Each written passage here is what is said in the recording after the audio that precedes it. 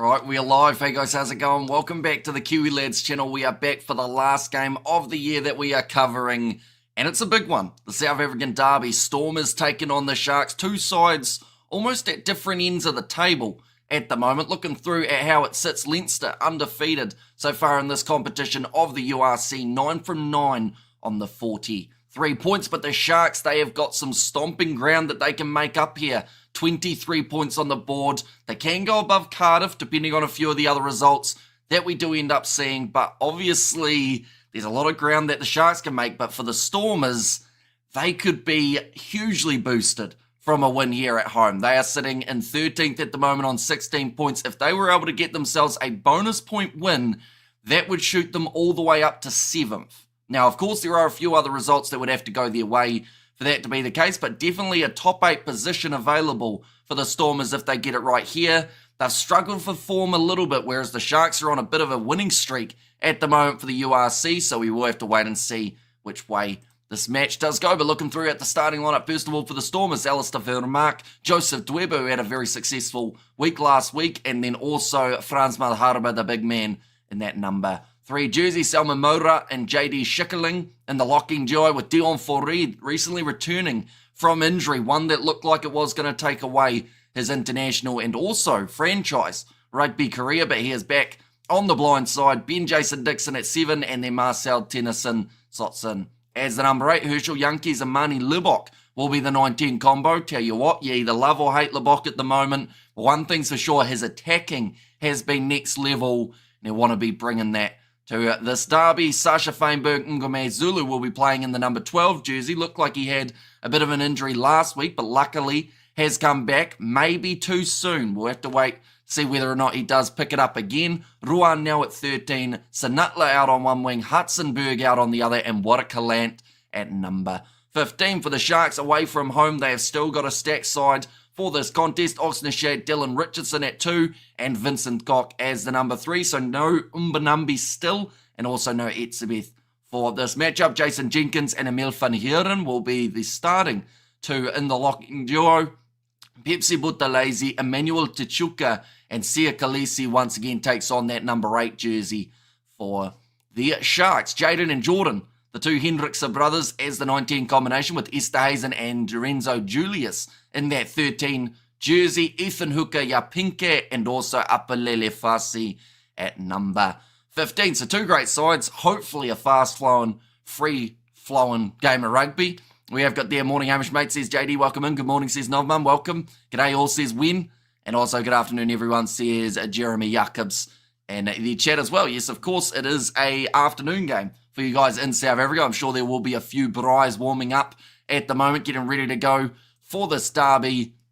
It always seems to bring the best out of these sides when they do play another South African team, and I don't see this game being any different. I feel like both will be trying to step up to that next level, really end the year on a high, and there's a lot of potential to do so. Both of these teams have got more than enough out there on the field to be able to make a real impact. But looking through at the benches for these two sides, first of all for the Stormers, it is Andre Hugo Fenter in that number 16 jersey, Brock Harris and Nedeling Fouché. The other 2 men make up the front row replacement. Ruben van Heeren alongside Willie Engelbrecht, so a bit of physicality to bring on later on. Paul de Villiers at number 21, then also Paul de Vet as the number 22, and then number 23 is Jean-Luc Duplessis, who did suffer his own injuries last week, but he is still available for this contest. Looking through at the Sharks side, they've got Calvert Dreyer and Trevor Nakanye, Corne Ral and Hutton, alongside Davids, Masuku, and also Francois Fenter. So a few little switches compared to what they did have in the last match off their bench, but still a decent amount of experience there. Trevor Nakanye, of course, normally very strong with his scrummaging. He's going to be going, first of all, up against Alistair Vermaak, and then off the bench, we're going to see big Brock Harris versus Trevor Nakanye, so that is something to look forward to. The form for these two sides, we've got all the stats and whatnot today. Toulon were able to get themselves a win over the Stormers. Same can be said about the Harlequins, who were able to beat them 53 points to 16, but in the URC, which is exactly what competition we are covering here, 29 points to 10, the win over the Lions in the derby last week. So the Stormers, they have had a little bit of an up and down. I believe of their last 5 games, they have won 2, which is why they find themselves around that 13th spot. But like I said, if they win this game somehow comfortably, they find themselves all the way up to around 6th. So 7 spots could be boosted for the Stormers if everything goes their way and they're able to get themselves the big win here. For the Sharks, they had 1 win in the Champions Cup over the Exeter Chiefs. They were beaten by the Leicester Tigers the week after. I should mention we're only a couple weeks away from the next leg of the Champions Cup. And then the South African derby that took place last week alongside that Stormers-Lions match. It went in favour of the Sharks, 20 points to 17. So they find themselves on a 4-match winning streak, which the only streak that lasted 4 matches last year that the Sharks would find themselves on, unfortunately, was the losing streak. They were way down the bottom of the table at this stage last year's competition, but now they find themselves near that top 4, trying to get themselves the home quarter, maybe semi-final as well. It's hard to tell, but we're still very early on and a lot can change just in that short time. Looking through at the chat, we have got there mahalo from Hawaii, says Lisa. Welcome in. Hope you are doing extremely well. And we have got there, thank you, Kiwi Lad, for all who don't have access to watching the match, says Lisa. There also, all 8 look deep. Backline on full speed, says Hendrik, and good day, Hamish. Thanks for your commentary. Looking forward to a good hard match. Yeah, both of these sides are going to bring physicality, and they will not want to end the year without a victory up their sleeves. So, the Stormers, their form has been very up and down throughout this URC season, definitely because they were considered one of the favourites heading into the new year. But the big thing is that injury count. They're finally starting to get some of those guys back, whether it is Sasha, Feinberg, Ngome Zulu, whether it's Dion Foree. There's just numbers that are missing, but now they're all really coming back at the right time, and that is hopefully going to be the case for 2025 as well. We aren't going to lose too many more players from the Stormers camp. For the Sharks overall, without Umbanambi and without Etzebeth, this is still a very strong side, and they will be competitive throughout this match. Stormers by 7, says the stories. Hi Hamish, here again. Loving and appreciating your work. I'll try to limit my comments to sizable portions. Not write essays this weekend, says Robert. That is all good. I do try my best to read them, even when they are longer. Sometimes I skim and scan, as you're taught to do back at school. And we have got there DCD. So A, says Gregory. I have no idea what that means, I'll be honest, but welcome in, Gregory. Did you watch the T20? I did not. I decided to try and get a little bit of sleep before this match. This one kicking off at 4 a.m. New Zealand time, so I knew that if I wanted to be slightly wide awake, I would have to get up relatively early for it, which is working so far. We haven't reached the tiredness stage as of yet. Good morning, Hamish, and good afternoon, Cape Town. Good luck, the Stormers, says a Blues Nate there. Yeah, it's going to be a big match, and I really hope that it is better. Like, this is going to sound critical, but I do hope it's a better derby than we saw yesterday. The match between Leinster and Munster, I'll be honest, it didn't quite live up to the expectations. Both of those sides going into that contest had so much to prove.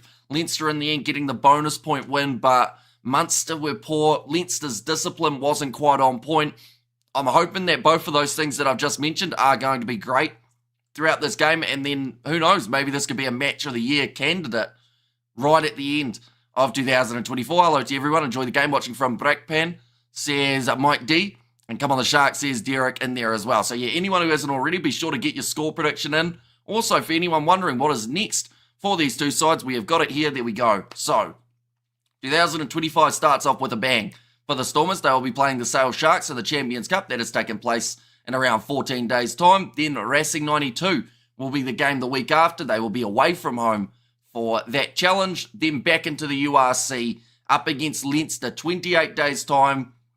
That could be one of the most important games of the Stormers' year, to be honest. Like, yes, the playoff games, if they make it, will be extremely crucial. But that game there up against the top of the table, Leinster, away from home, can they somehow cause a massive upset, or will it just be Leinster extending their winning streak? For the Sharks, they have got a very tough game to start their year off up against Toulouse. Then from there, they play Bordeaux, so it doesn't get any easier for the Shark side, and then up against Cardiff, who are surprisingly near the top of the table at this stage of the competition. They have been doing extremely well throughout the early rounds of the URC. And once again, anyone who wants to see that table, Cardiff in third, but the Sharks, if they win this game, they can leapfrog them. There are a few other matches taking place at the moment, or about to be taking place. Benetton versus Zebre, a bit of a Italian derby that will be taking place. Also, we will get to see Connacht versus Ulster later on. Edinburgh versus, I believe they are playing, if I am correct, Glasgow. And that is kicking off at the exact same time as this contest too. But nonetheless, we are only a couple minutes away from the start of this game. We have got the Stormers 29-18, says Gary, 32-24 in favour of the Sharks from Derek, and then 23-21 in favour of the Sharks from JD as well. One moment, I will quickly sneeze, ladies and gents. We'll get our sneeze out of the way nice and early.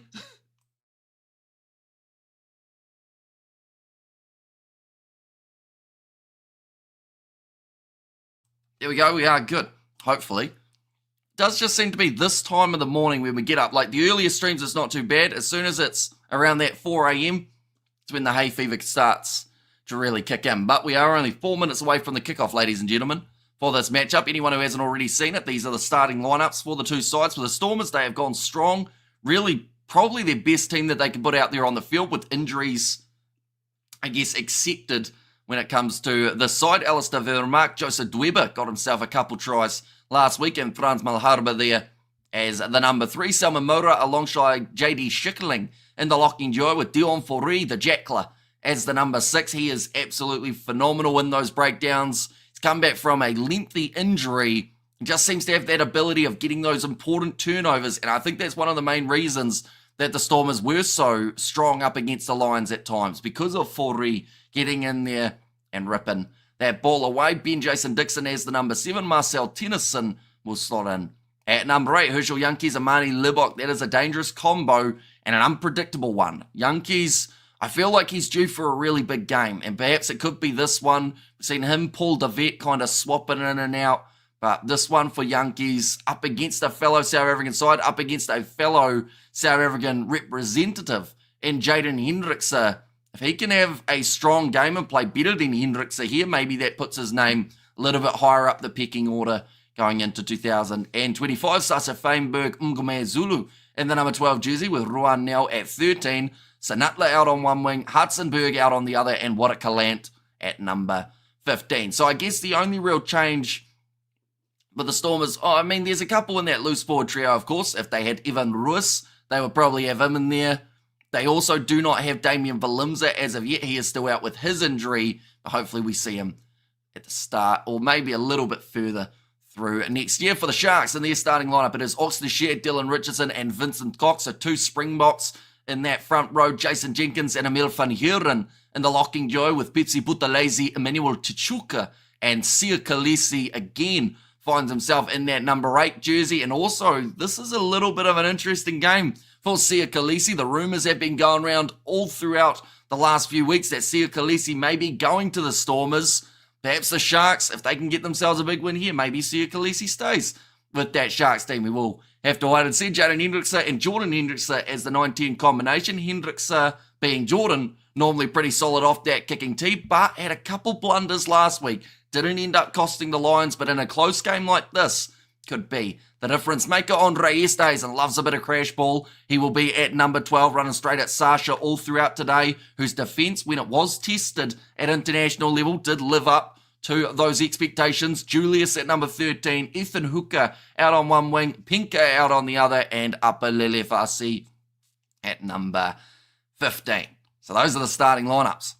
And the team starting with S, and any with S will win, says Novmama. Both teams will get destroyed by the Chiefs. Which Chiefs team? Like the New Zealand Chiefs or the Exeter Chiefs? Because we did see the Sharks play the Exeter Chiefs and they beat them badly. So I assume you're talking the New Zealand Chiefs rather than the Exeter ones. Or maybe you're even talking about the Kansas City Chiefs. You're going to chuck in a little bit of NFL just for fun. One of the teams starting with S and ending with S draws. Ooh, that's a very good point. And Sia Khaleesi is going back to the Stormers, says Derek. That's basically a Bok audition match, says Robert. We did see so many Springboks take to the field throughout 2024, over 50, and now we get to see at least 10 of them throughout this game get the opportunity. Sia Khaleesi, the Sharks captain. That's the thing, when you think about it, if Khaleesi's going to the Stormers, right, he's going out there in this game as the leader of the opposition. So what does that do for the Sharks' confidence? If you know your captain is leaving, Is that like he's jumping off a sinking ship? Because I would have to say that the Sharks at the moment, they are thriving. They have got the wind in their sails. They are working hard and they are doing extremely well. 50 matches for Watercalant, doing well in that 15 jersey as well for this Stormers team. Crowd happy to see him reach that 50. Definitely the New Zealand Chiefs says the Combat Kiwi. We have got their Sharks look like an all-star team and Stormers will destroy the Chiefs, says Johan Lavaskachny. Unfortunately, the only time that we can do that game at the moment is either Rugby 25 or Rugby Challenge 4. But the good news is, I think they are once again going to be doing the Super Rugby best side who won the competition versus the winner of the URC.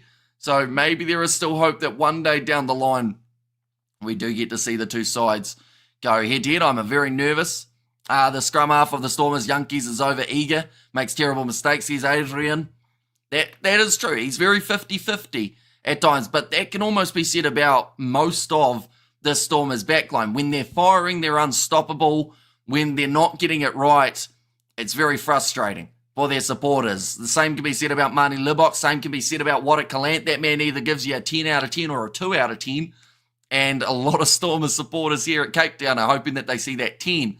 Definitely since it has a milestone match. But the Sharks, they are going to be kicking off this match from right to left. A lot of points on the line here. Same as every other match, of course. But these ones could be just that little bit more important with how crucial the later stages of the URC can end up being. But we are ready to go. Jordan Hendrickse to kick this one off. The South African derby to end 2024. And it's kicked off towards the 22 and nicely taken by Sasha Feinberg Ngomezulu. Now, last week he learnt that you do not run at a prop, and he's actually dropped that ball right off the get-go, and the Sharks are in position with the counter-attack going. Sia Khaleesi going to be charging forward at Ruan now.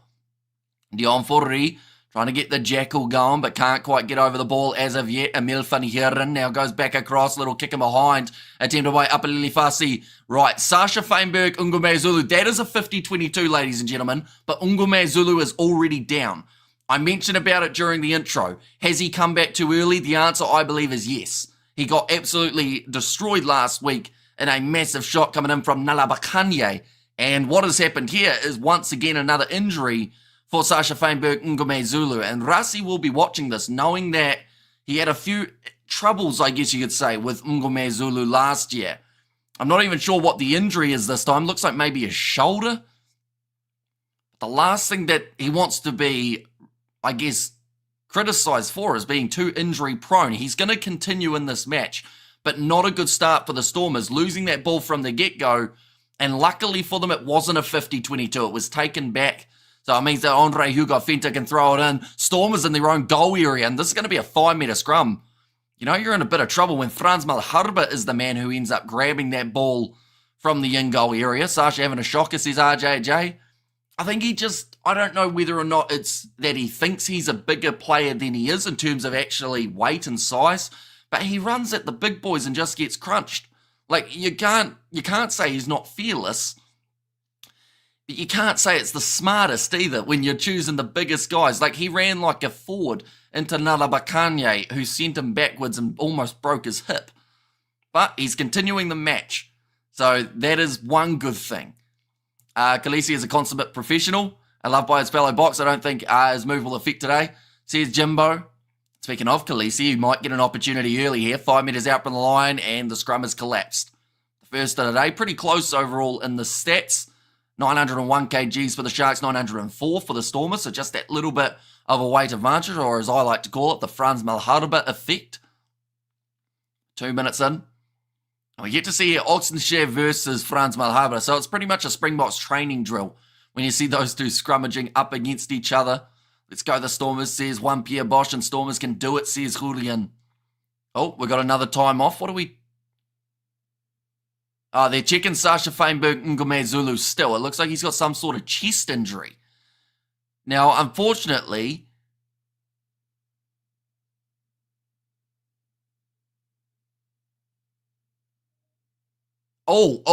It's out is what Sasha Feinberg Ngomezulu said regarding his shoulder or his collarbone or something. So he's been hit hard as he landed by Pepsi Buthelezi, and I think it's the Richardson hit that's come through, that's then pushed his shoulder down. So the fact that he said it's out is a big concern once again for the Stormers, taking the risk of playing him. Yeah, the collarbone. It might have even been the landing that caused the problem for Sasha Fainberg Ngomezulu. So we may only see him for 5 minutes here before he is taken off the field. We have got the SEA 8 for the box. I don't see them doing it with the amount of depth that they've got with Jasper Visa being there with, well, I mean, Eldrick Lowe, they're playing more as a 6. There's going to be the advantage for the Sharks. Little pop pass up to Emmanuel Tshuka. 10 metres from the line. Jaden Hendrickson goes in behind, looking like a cross kick here for Jordan. It slightly touched a hand, I believe, but it still found Ethan Hooker out wide. Going to be wrestled towards the touchline. He was kind of held, but then they released him. So they will go right back for the original penalty at scrum time. Already 3 minutes into this game, and the Stormers have found themselves on the back foot from the get-go. Looks like they want to take it 5 metres out from the line with a quick tap, but now instead they will kick this one towards the corner by the looks of it. Or will they? Jaden Hendrickson not sharing the ball. Give it back to your brother. Oh, yep, now he's realised that he's still holding it. That's one of those moments that you're looking for your sunglasses and they're on your head. Turns out he just had the ball in hand. Hello, Hamish and all the Stormers supporters. And Sharks have a Springbok pack. They can dominate. Cheers, Adrian there. But the Stormers also do have a few Springboks in the mix as well, of course. Franz Malharba, Salman Murat, Dion Foree, Ben Jason Dixon. The list goes on. Dylan Richardson now with the ball 7 metres out from the line. Referee's gone down in a tumble. I think Ben Jason Dixon took her down. Now Hendrickson back across to Jorenzo Julius. He is certainly a superstar for the future. Now Hendrickson, quick ball. Emmanuel Tshuka bumps out a 1. Advantage in their favour as well here. Ball's just going to come out the back door. It was hard work. Oh, he does the no-look pass to Apalele Fassi. It's an ugly breakdown, so they'll go back for another penalty. You can just call me 123 or Juano, my Simon's Town nickname. 123 is almost as long as Juan Pierre Bosch, fun fact, same amount of syllables. And Guano, is that how you'd say it? Maybe, it's Sasha off. He's still on for now, but he doesn't look comfortable at the moment. It looks like they're actually going to take on the 3 points here, the Sharks, rather than going for the corner. I think the Stormers will take that. They've been under pretty much pressure from about 3, maybe almost 4 minutes worth. But, okay, he's going like that. He wants some tape on the arm. So he's still getting a lot of problems. And this is actually perfect for him because he will now have about a minute or two while Jordan Hendrickson lines up this kick.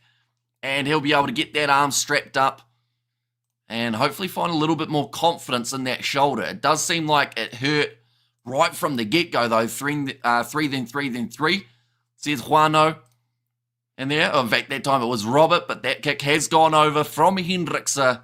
And that is now going to make the score 3-0 in favour of the away side. Sasha is a good player. He's a little bit soft, getting injured easy. Says Adrian. Like I said earlier on, I don't necessarily know if it's that he's soft. It's just more so he just chooses the wrong players to run at, and he finds himself in awkward positions on the way down, if that makes sense. You know, like that one was just a case of his shoulder smacking onto the ground because he didn't have an arm to land on. But who knows, maybe if he put an arm down, he would have broken it. That seems to be the unluckiness of Sasha at the moment. Nicely taken by Emmanuel Tshuka, I should say, inside of the Sharks 22. The first time that they found themselves inside of their 22 throughout this whole match. So they did kick the ball off. And come on, the Sharks, says Sabong Musa. And the chat, I think this will be a close game. I give it to the Sharks by 3, says Neville. But I assume you're not saying the end score 3-0. I assume you've got a little bit higher, so do let me know what your prediction will be. Now Hendrickson kicking it high, nicely taken by Watakalant. Now the Stormers on attack. Herschel Yankees. That is a beautiful pass for a man who was half by falling down while trying to do it. Now Herschel Yankees, quick hands out to Watakalant. Finds Hudson Burke. Stormers, this will be nice for them. Just getting their hands on the ball. JD Schickling almost dropping it, but it does go backwards. Now cutting through the gap is Andre Hugo Fenta. Oh, and that's going to be the knock on. So Joseph Dweber, actually the late replacement, I should mention. He is not there for this match. Looks disappointed with that one. Andre Hugo Fenta, come on the Sharks, you can take this game. He just called me Musa. Says, Smongo Musa in there. Okay, I will just call you Musa. And Sasha's reminded me of Lambie, diehard rugby player with a great talent, but sadly holds niggles. Says Juan Pierre Bosch. Yeah, unfortunately, like, the problem with Hendricks at the moment is it's not just the same injury. You know, like, last game it was hip. He was out for a good few months with a knee injury. This game it's shoulder. Like, it just seems to be each game they're just going to tick off a different body part. Till eventually, you know, the x-ray's just going to be all problematic for Sasha Feinberg Ngomezulu.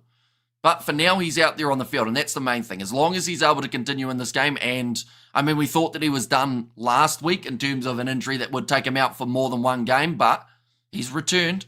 Now, Dion Fori off the quick tap. Oh, bit of aggression there from Fori as he runs at soon-to-be his new teammate, Sia Khaleesi, but the penalty does go the way of the Stormers.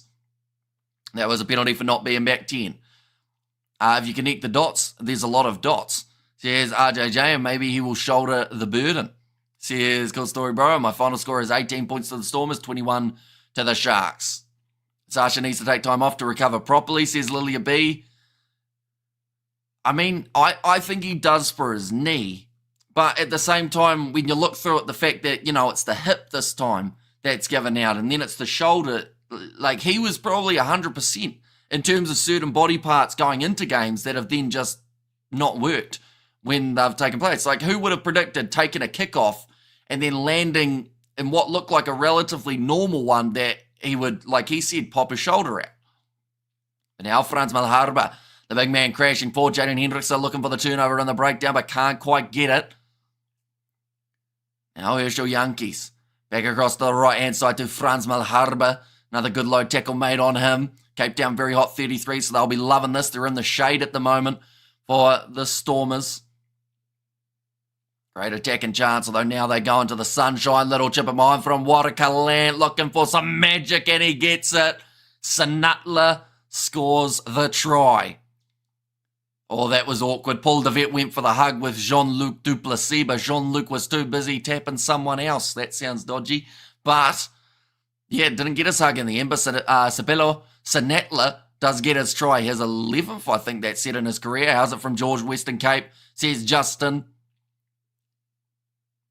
Okay, the TMO's going to come and check something by the sounds of it, but hopefully we're all good for the try. But the little chip of mine from Watakaland, and it just sits up for Sanatla. Yapinke tried to cover it. Unfortunately for him, just that slightly awkward bounce of the ball, and beautiful work from Sanatla to use his body as a shield. Now, it wasn't shepherding because he was just chasing after the ball, but just being able to manipulate his body in a way that blocked the chance of Yapinke being able to get it. How did that happen? Just a little chip, really, wasn't it? It wasn't anything too crazy. It's just Yapinke got a little bit caught off the wing, and Sanatla, I mean, you're not catching that man in a foot race. And let's go, Hamish says Blues, Nate. Welcome in, Nate. Hope you did enjoy your Christmas. Hopefully you are going to have a great New Year as well. I found out earlier today, we were talking about it on the Leinster versus Munster stream, that I was going away for New Year's, and I got a message last night about probably 8 hours ago saying, hey, we leave tomorrow. So today. So I still have to pack and whatnot, but yeah, happy New Year indeed. But yeah, that's just a good bouncing ball for Sanatla, and well controlled. It is very easy to knock those on in that process of Timo. Be soon in the game. Says Stefan, Sasha needs some biltong. Says Justin, I think he needs more than that. He needs a lot of rehab with that biltong. Looking straight into the sun. He will kick this ball downfield. And it's a great clearing kick from Sasha Feinberg Ngomezulu from inside of his 22. In fact, he was almost within the first 5 meters of the field for the Stormers. 11 minutes in at the moment. The missed kick from the Stormers, that could end up costing him later on in this game. Marnie Libok not quite striking his first one with success. But a big hit for the Stormers. The late change, no Joseph Dweba in this contest. Said they've got Andre Hugo Fenta as the starting two, and then off the bench for this game it is JJ Kutsia. Dylan Richardson starting at 2 for the Sharks, does get the throw in with some success. Big run from Oxnachere. Going to be tackled well by Dion Forey. He's actually forced the knock on there, and it will now be the scrum feed for the Stormers. Sabello looking fresh with his new hairstyle. Says Wenmar, and enjoy your New Year's away, mate. Says the soak in there as well. And yeah, pretty much straight back into it for 2025. I think the first round of the Champions Cup is on around maybe the 5th or 6th, somewhere around there. So we will be back for those games. Drew Hamish, hope you had plenty of fun and keep safe. Says Blues Nate, how do you know Lebok missed? He kicked. Says Neville, and maybe Marnie should just drop kick for the post instead of placing the ball. Says Justin, the thing is, right, yes, it's about goal kicking in rugby union, but you could theoretically do that, couldn't you? Do it like the Sevens guys and just go for drop kick after drop kick. I wonder if there's ever going to be a player who does it like that, or whether the stigma of you have to use a kicking tee. You know, if the ball falls off every once in a while, you see someone attempted last-minute drop kick. As long as you're behind the mark, could give it a crack. On the halfway line now, Herschel Yankees with the wide cutout pass, going to Hudson-Berg, who gets round one. I think Ethan Hooker slipped over his own feet there. And big shot on Yankees. Emil van Heeren, he's just done his knee. Unfortunately, Salman Murat has fallen on it extremely awkwardly. Why did Sasha not kick at the post? They're probably worried he'll pop his knee out. And see him move to the Stormers, takes Marnie under his wing. And Marnie leads Box to the 2027 World Cup. You heard it here first. See his Jimbo. And we have there saw Robert Dupree do it for the Barbars. Yeah, the Barbars are a little bit different in terms of the fact that they try everything. I mean, I saw someone run up to the tee backwards and do a backwards kick at it not too long ago. It's not funny, but Marnie has a problem with his eyes. He sees 4 sets of poles. So here's Adrian. Looks like he's going to call for the shot here, though, Marnie Livok. This one will be from about 47 metres out. So not the easiest kick of the day, but relatively straight out in front. So could be a good one to get some confidence. Emil van Heeren, hopefully he's going to be all right. This was a really awkward way that he landed. Salman Murat ran on. Yeah, now that can be a knee, that could be an ankle, that could be an Achilles, that could be pretty much 7 different things for Emil van Heeren. So hopefully he's going to be all right. The last thing that either of these sides need is a hefty injury list heading into 2025. And I mean, one of these two teams, if not both, already do have that just a little bit. You're right, that's not funny, says Wenmar. But now Money Libok ready to line up this kick. And he's missed it away. Oh, no, it's coming back. No, it's still missed. Away to the left-hand side. Is this the physicality missing from Super Rugby, says RJJ? I would say not necessarily. Like, the injury lists in Super Rugby last year were insane as well. But I think it's just the fact that for Super Rugby, they don't have to play, I don't know what it is, maybe 25, 30 games a season. The game crashed on me, says Novmum. The way Sasha's so injury-prone, popping a knee, taking a shot at goal wouldn't be shocking, says Lilia B. Marnie with a great cross kick to the post, says Eric. There as well. They're just talking about Emil van Heeren. Last week was actually a late exclusion from the side due to an injury. We'll be heading home to New Zealand for 2 weeks. In February, flying to LA and Las Vegas for New Zealand Warriors game next year. Nice. So heading home to New Zealand, then off to LA. That'll be a bit of fun. Who are they playing in LA, Blues, Nate? Herschel Yankees. They're just showing that highlight of Wada Kalant, putting that kick in behind after receiving the pass, and then Ciabello Sinatla just being able to finish it nice and easy. Plenty of pace. Hasn't really had to show it off as of yet in this game. Right, Emil van Heeren looks like he will be all right to continue this one. Would love to see Pat Lambie play again. And is there no kickers who can kick to the post? Please, please, please. We'll lose through this, man, says Adrian. I mean, they have got, like we said, Sasha as a bit of an option. Damien Valimza, he's not playing, but he would possibly be another one who could go for the kick and tee. Oh, Andre Hugo Fenta. Tell you what, for a late change in this game, he certainly looked the part throughout the early stages of this match. Now, short ball, knock on, though, from the Stormers. Just getting the little pop pass wrong there. And dropped by J.D. Schickerling. And we have got the Labocas in great kicking form. As a Sharks supporter, I'm loving it. As a Box supporter, not so much. And Willemse will be good with the drop kicks. So here's RJJ. Oh, are we getting... Yeah, we are getting the sub. Emil van Heeren, he tried to continue in this match, but now Corne Raal will be the man to replace when Khaleesi will play for the Stormers. I'm not actually too sure of the exact date as of yet. I know it's 2025, but I'm not sure whether or not he goes early in the season or whether it's at the end of the season that he actually makes his way through to the Stormers team. And best kicker to back at the Stormers is Malharba, says Eric. I would love to see Frans Malharba line up a kick. I can't remember if there's been a game that he has. I feel like for his retirement match, maybe we'll see him eye up the posts. Now Jaden Hendrickse puts the ball in. Now looking off to this right-hand side. The Sharks have got a decent option here. 3-on-2. Gets it out to Lorenzo Julius. I love you, says Veronic. I think that is. Is it Veronic or Veronica? Maybe? Is it Veronica? I'm not too sure. But thank you. Is Sasha playing? He is. He got injured within the first 30 seconds, but he is still playing for now. He ended up with a shoulder injury, but he had a good kick after that. And hi, Alan Hamish. Sorry I was up half the night watching cricket, says Robert V. No worries at all. We have there. Good afternoon, says Pleashan there as well. But Andre Hugo Fenta, we are currently 16 minutes into this match. Currently still 5 points to 3. Just the lone try coming for Ciabello Sinatla. Wasn't Emil subbed off early in last week's game as well. He wasn't subbed off early, but he was a late change in that game up against the Bulls due to, I believe, an injury. So you're not having the best run at the moment. Emil van Heeren, Ben Jason Dixon rushing up early. Doesn't end up making the tackle. Now Jaden Hendricks has been told to use it. They're about 45 metres out from their own line at the moment here, the Sharks. Running onto this one. Sinatla under the high ball. That is some great work. And has managed to win the aerial battle up against Yapinka, who's having a hard time with the veteran out there today. Our friends from New Zealand lives in LA, staying with for 2 months, return after Las Vegas. Our co-worker from Cape Town, he's a league fan. Also has family in the US joining us. So that's pretty awesome that you've got somewhere to stay, because I feel like that would definitely be your most expensive venture. A little bit of a counter-up coming from Ethan Hooker, as well as Andre Estes. And that's the first time we've seen him in this match, but there was just a little knock-on, I think. And Ethan Hooker may have hurt his knee here, or might have even been the ankle.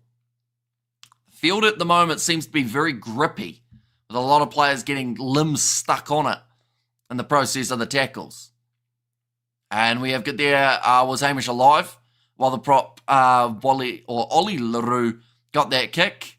Depends what year it was. I was born in 1999, so if it was before that, then no. If it was after that, then yes. What happened to Damien Willemse? Unfortunately, he ended up with I believe it was the groin injury or the hamstring injury right at the end of... It was the last game of the URC before the November internationals. So they had to take him out. And I believe that's actually where we saw the inclusion of Frans Malharba, I want to say, was the injury replacement that they went with. But they had already put other certain players in the team. Or maybe with Malharba being out, that was when we saw Jordan Hendrickse. It was weird how they did it, because it wasn't just the player who was injured got replaced by... Oh, that was Cameron Honeycomb, maybe, who actually got the chance for Damien Willemse's injury. I believe that is actually what happened. But now, nice run forward from Marcel Tennyson. Stormers win, says David in there. And they've already got themselves one try. They love 5 points. And like I said, if they get 5, there's a chance that they could finish 6th for this year, up from 13th. So I think it would be one of the biggest leapfrogs that we've seen throughout 2024 so far. It just shows how close the URC is as well. The fact that you can go up 7 positions from one game. Now Yankees goes back across the Sasha Weinbergen. Gomez Zulu sells the dummy and gets around Emmanuel Chichuka and then passes the ball straight into touch.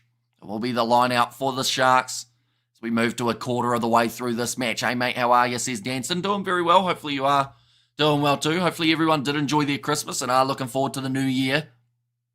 Sure everyone will be getting those New Year's resolutions worked out. And how is your day? Says Little Earth. It's been busy. I probably left the house about 4 or 5 times just throughout today, trying to get ready for tomorrow, as well as just pretty much just organising everything before the new year. Looks like doing up the sprigs at the moment for Vincent Koch, It's probably the most timid stoppage that we've had so far in terms of a player. Like, we've had already maybe 3 or 4 injuries that these guys have had to deal with. Marnie was a good 40% kicker. I blame the French bullies because after the Toulon tackles, he's now an average 20% kicker. Says Eric. And cheers, Hamish, busy year 2025. And we have there, it's year's end. He should go drink with his boys and relax. Says Gatson Elf or Sasha Feinberg Ngome Zulu. Yeah, the last thing that you want is an injury right at the end of the year. And I mean, we've seen that for Emil van Heeren. We've even seen that for Sasha. Ethan Hooker, he had a bit of a knee concern there, but he's going to be all right by the looks of it. Maybe Mane. Or Mane should try the no-look kick. Says RJJ. Now, big attack and run from Oxnard. They either said over 50,000 or over 15,000. I think it would be 50,000 though, and it's a hot day in Cape Town, about 33 degrees Celsius. There's going to be a knock-on coming from, I think that was Hudsonburg, so they will go back for the original scrum. You know the weather is getting hot. I mean, you have to shave your legs. Says, good story, bro. I'm 42,000 there. Says Tyrone. I want some Castle Light beer, Hamish. I have actually never tried it. I've seen it quite a bit, mainly as a sponsor, to be honest, but I haven't actually tried the stuff. Stormers cheerleaders are having a bit of a dance again. Who'd we work out was the other team with the cheerleaders? There were only a couple, weren't there? And 1998 was Ollie LaRue conversion, yeah, so before my time. 76% chance that the Stormers will win this match according to the win predictor. And 22% chance for the Sharks and 2% for the draw. So still plenty of time left in this game. And honestly, I think if the Sharks can find their rhythm, they will be very hard to knock off in this game. But at the moment, the Stormers, they've had more territory and they also have had a little bit more possession, which is working nicely for them. And Sharks must use their opportunity. See a Khaleesi move into the Stormers. Why? I think it was just, he just wanted to go back to the Stormers. Of course, he has been there in the past. Can't wait to be at the Sharks Academy next year, says Musa. What position are you going to be playing, Musa? Do let me know. Oh, we've got a double blow of the whistle for scrum time here. This sounds like someone... Oh, no, they've got 2 options. That's why there's the double blow of the whistle. You see Michaela Blyde is going to the Women's Warriors next year. I did not see that. No. Prop, says Musa. And there as well. Well, hopefully it does go well. Is it... So it's confirmed that you are going, Musa, or that's just your goal? And if it is the case, congratulations. We might get to see you in one of these games in the future. 22 minutes in, Mani Libok. Looks like they're going to be kicking this one towards the corner, and Sia wants to be in the Cape Town. To be close to his new flame, says Neville. And it's a great game so far, says Richard. Yeah, it's been a lot better this game than the match yesterday that we saw before, or up against Leinster and Munster. Like, it was still a decent game, but it didn't have the same, I don't know, progression, I guess you could say. See, he's divorced now, his kids are in Cape Town. See, here's Robert. Now they're going to go for this line out again. This is an important one. They are inside of the 22. They've lost one line out already today, and they've lost a second now. They made the mistake, Dylan Richardson slipping over. Which once again just says that maybe it's not as sure underfoot as the players would like, but Jaden Hendrickson from inside of his 22 will look to kick this one towards the sky rather than kicking it towards the touchline. That looked like a change of line from Ben Jason Dixon, so a bad decision from the big man gives away the penalty. And that is going to be for a bit of obstruction, allowing the Sharks to build a little bit further down the field. And cheers, Musa, and it is confirmed, yeah, so big congratulations to you. Hopefully we get to see you one day out there on the field. Don't want to be that guy, but I can't see Dobson staying on after the season. But yeah, it's a tricky one, isn't it? But like, if they end up doing all right here, you know, if they win this game, they move right up to about 6th, which isn't actually awful for the end of the season. Or at least for the end of the year, I should say. We've got a new member of the channel, Petrus. Thank you very much. You now have access to those emojis, including the Santa one, or at least the Santa hat one. And then also we've got an Easter one, I believe, or a Halloween, and we're coming round to that soon. Michaela is getting married to Michael Brake. So Michael and Michaela, very similar. And come on, guys, appreciate Hamish's rugby commentary and leave players' personal issues. So here's Clarence. Merry Christmas, Hamish. Hope you ate too much and got some rest. Well, I certainly ate too much. I didn't get a lot of sleep over Christmas. I was up a lot earlier than normal for quite a few days now. Nice run forward from Jaden Hendricks. A forward pass from Jordan, or at least it looked like it. They've said it's gone backwards. So Julius with the inside ball, and Hendricks will score it. They'll just check that last pass, I would think, or the second last, I should say. See whether or not it did drift forward. And Mallet and Fleck got Dobson back, don't worry. Says Winmar, but that is a great counter-attack and try from the Sharks. Mentioned that they hadn't had a huge amount of territory or possession in their favour, but when they start the attack, that is a forward pass from Jordan Hendricks, though, so I believe this one will be ruled out. But it was a very good effort from the Sharks. Lorenzo Julius doing brilliantly to finish the job, or at least get that pass away on the inside, but we're going to see it there. Yeah, that has gone forward. And Merry Christmas, Hamish, if you celebrate it. Thank you very much, Michael. Same to you. Yeah, they're going to go back and look at this. I don't think it's going to be a try. I would love to see Amela get the coaching gig at the Stormers. And good Sharks try, hands backwards. Says Eric. Right, they're going to be checking it. See whether or not it was forward out of their hands. Yeah, that did go forward by about half a metre. Now, to his credit, he did try and get his hands in that backwards direction, but unfortunately the ball, that ball's just come out a little bit early and has gone slightly forward. Good to see you in casual clothing for a change, says Laurie. Yeah, it's quite nice not having the suit and tie on, definitely because we're starting to get into the warmer weather here in New Zealand, so yeah, we'll be sweating big time if we had the suit and tie on. Okay, they've said there's a clear forward pass. However, they were playing advantage. So I believe the Sharks will still have themselves the penalty. They just don't have the try. And Stormers at a game they had not played. Says Julian. I think didn't they catch up that game though? I think we got it here. Or they still got, compared to some of the teams, yeah, they are behind, although so are some of the other South African teams. I think they still have one game that they can still play extra. So like, yeah, at the end of the day, they won't be awful at the end of this year, the Stormers, if they get the win here. So, yeah, there'll be some concerns, but I don't think they're massive ones yet. Definitely when you look at that injury list, like Dobson's had a pretty tough season in terms of being able to select or not being able to select his main guys. We're 25 minutes in. One try at the moment has been scored throughout this game, so that one for the Sharks hopefully will get taken away very soon. Are they going for the corner or the post? They are going for the scrum, which is a bit of an interesting choice here for the Sharks. So you wonder whether or not maybe it was a knock-on advantage. Just seems like a strange choice not to go for the corner. 4 South African teams behind. One behind after Currie Cup final, says Jimbo. Now, Herschel Yankees ready to feed this ball into the scrum because of the tackle hit. Player going backwards. It only looks forward, says Eric. Yeah, although they did go back to rule it as a clear forward pass in the end.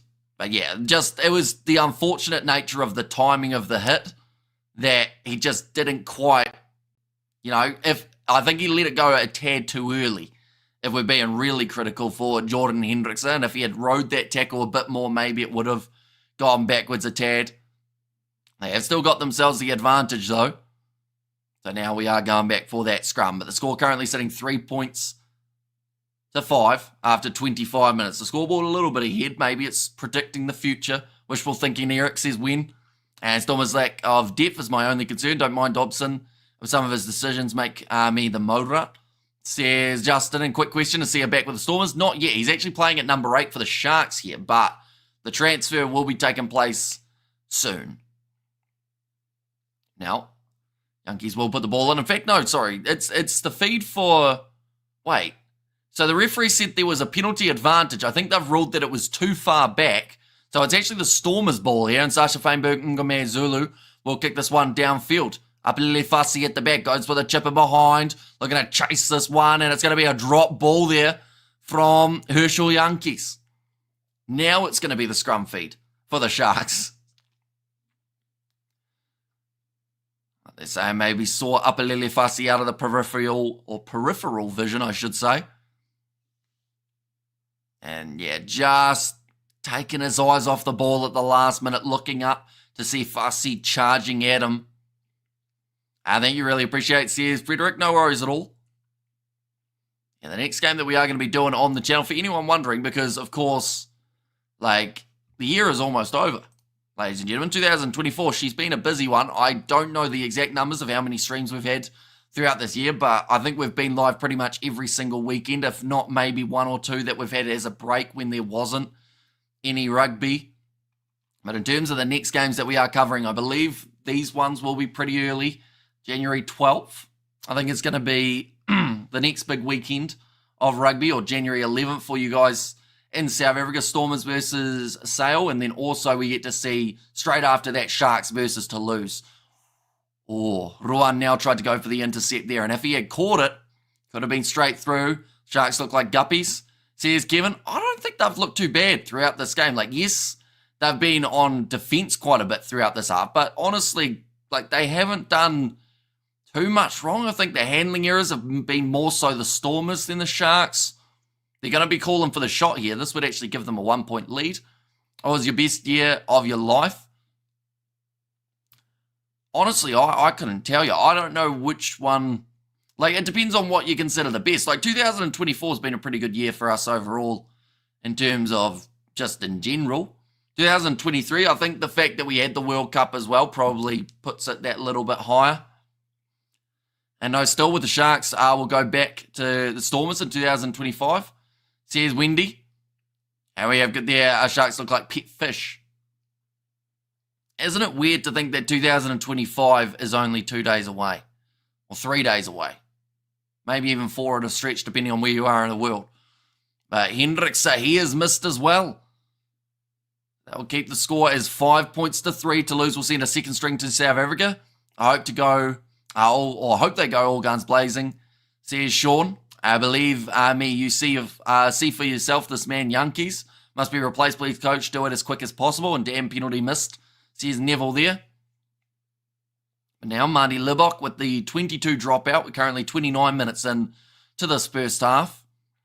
Both sides want to finish this half on a high. The bonus point seems relatively far away for these two teams. 4 tries needed for the Sharks, 3 for the Stormers, but that is more than doable if they find their rhythm. Here comes Andre Esterhuizen. I believe that's almost his first carry of the day. He had a tackle that he made earlier. Oh, interception by Sasha Feinberg. Ngome Zulu kicks it in behind. Herschel Yankees. He was winning the foot race until Apalele Fassi managed to get the little shot into him. Oh, a little bit of push and shove there almost. And Fassi not too happy about it. And Yankees not too happy about it either by the looks of it. Felt he was slightly pushed there. Stormers looked like a weak drizzle, says Tyrone. And Hamish, another wonderful year for your of your great commentary, Hamish. And also for the Kiwi Lads community. Yeah, it's grown massively this year. Herschel Yankees got thrown to the side in that chase. It's now going to be the goal line dropout from the Sharks. Stormers with Walter Calant. Has the ball 40 metres out from the line, gives it off to Ciabello Sinatla. That was forward by at least 2 metres. Poor game, says Pyman. It's been competitive, I think is the best way of describing it. Like, this 30 minutes has flown by. I would still take this one over the Leinster-Munster game that we did yesterday, just because of the pure amount of stoppages that we did see throughout that game, and also just the amount of try blunders that came. The Springboks did well, so I give Hamish 9 out of 10. Says, good story, bro. And go the Stormers go, says William. Replace LeBox, says Hercules. He's grown massively, buddy. And bad game this. No skills on display, says Eric.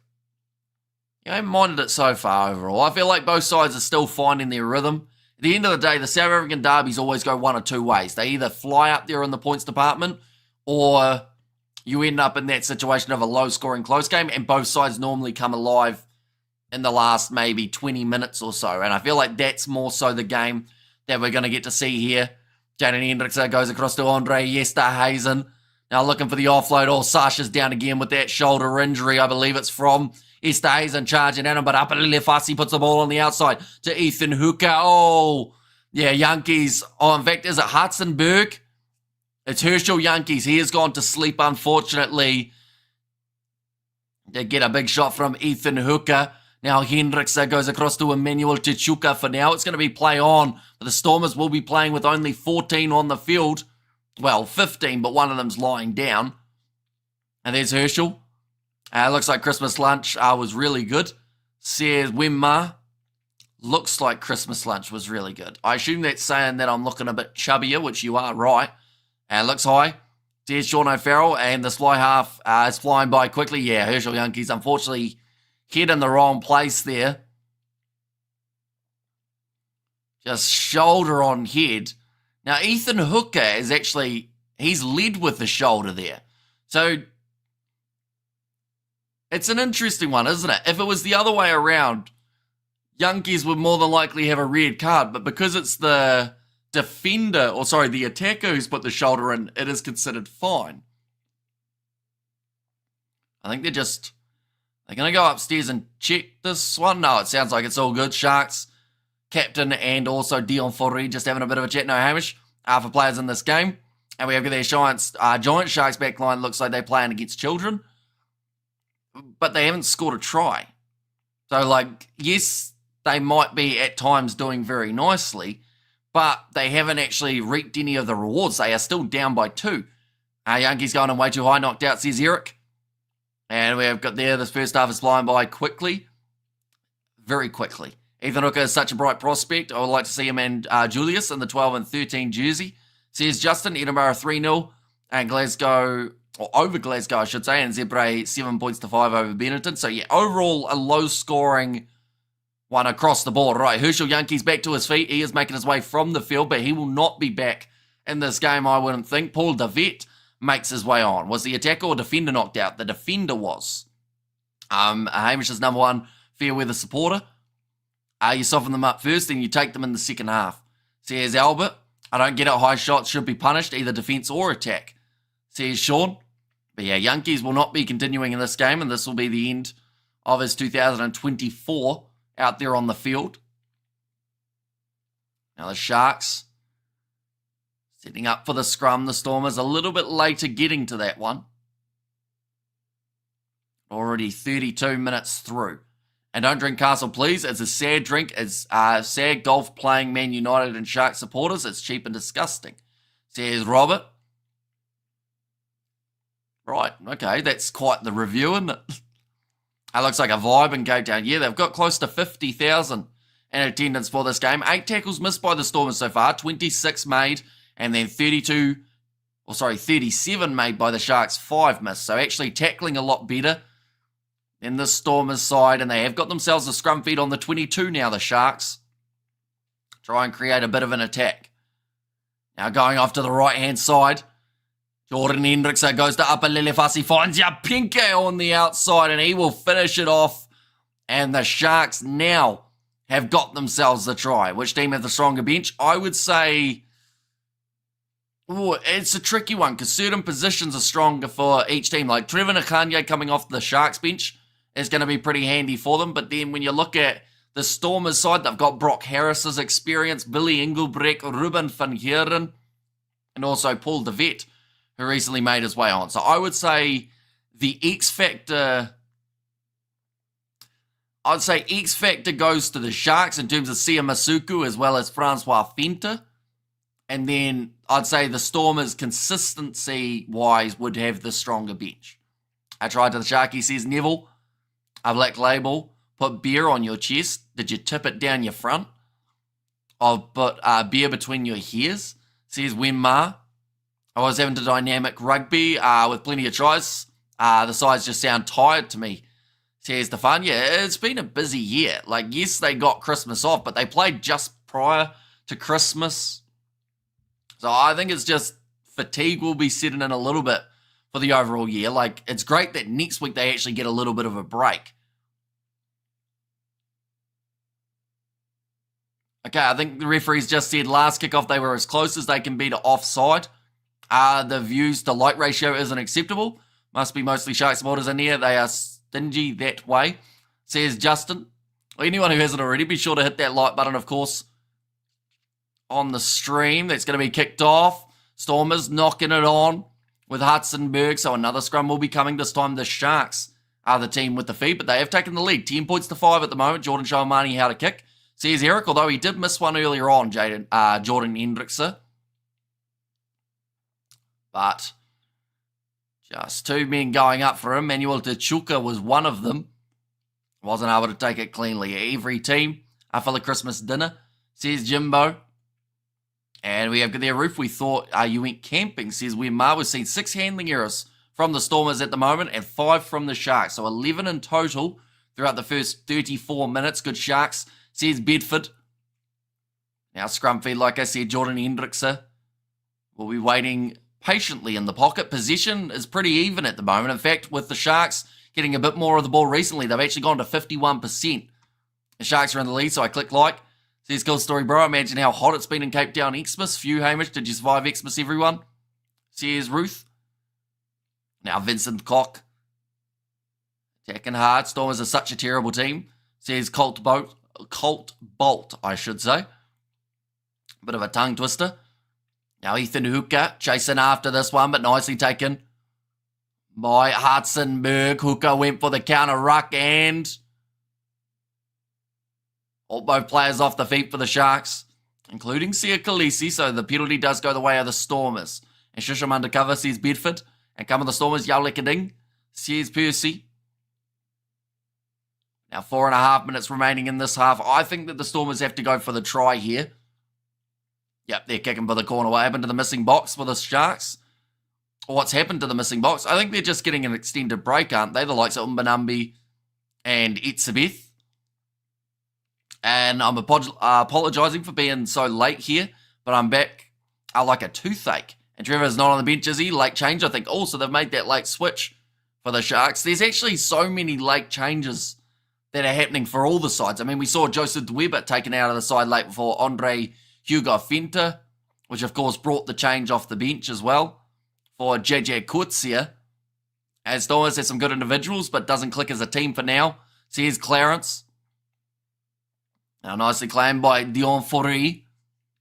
Now back across to the left-hand side. Paul de Vet.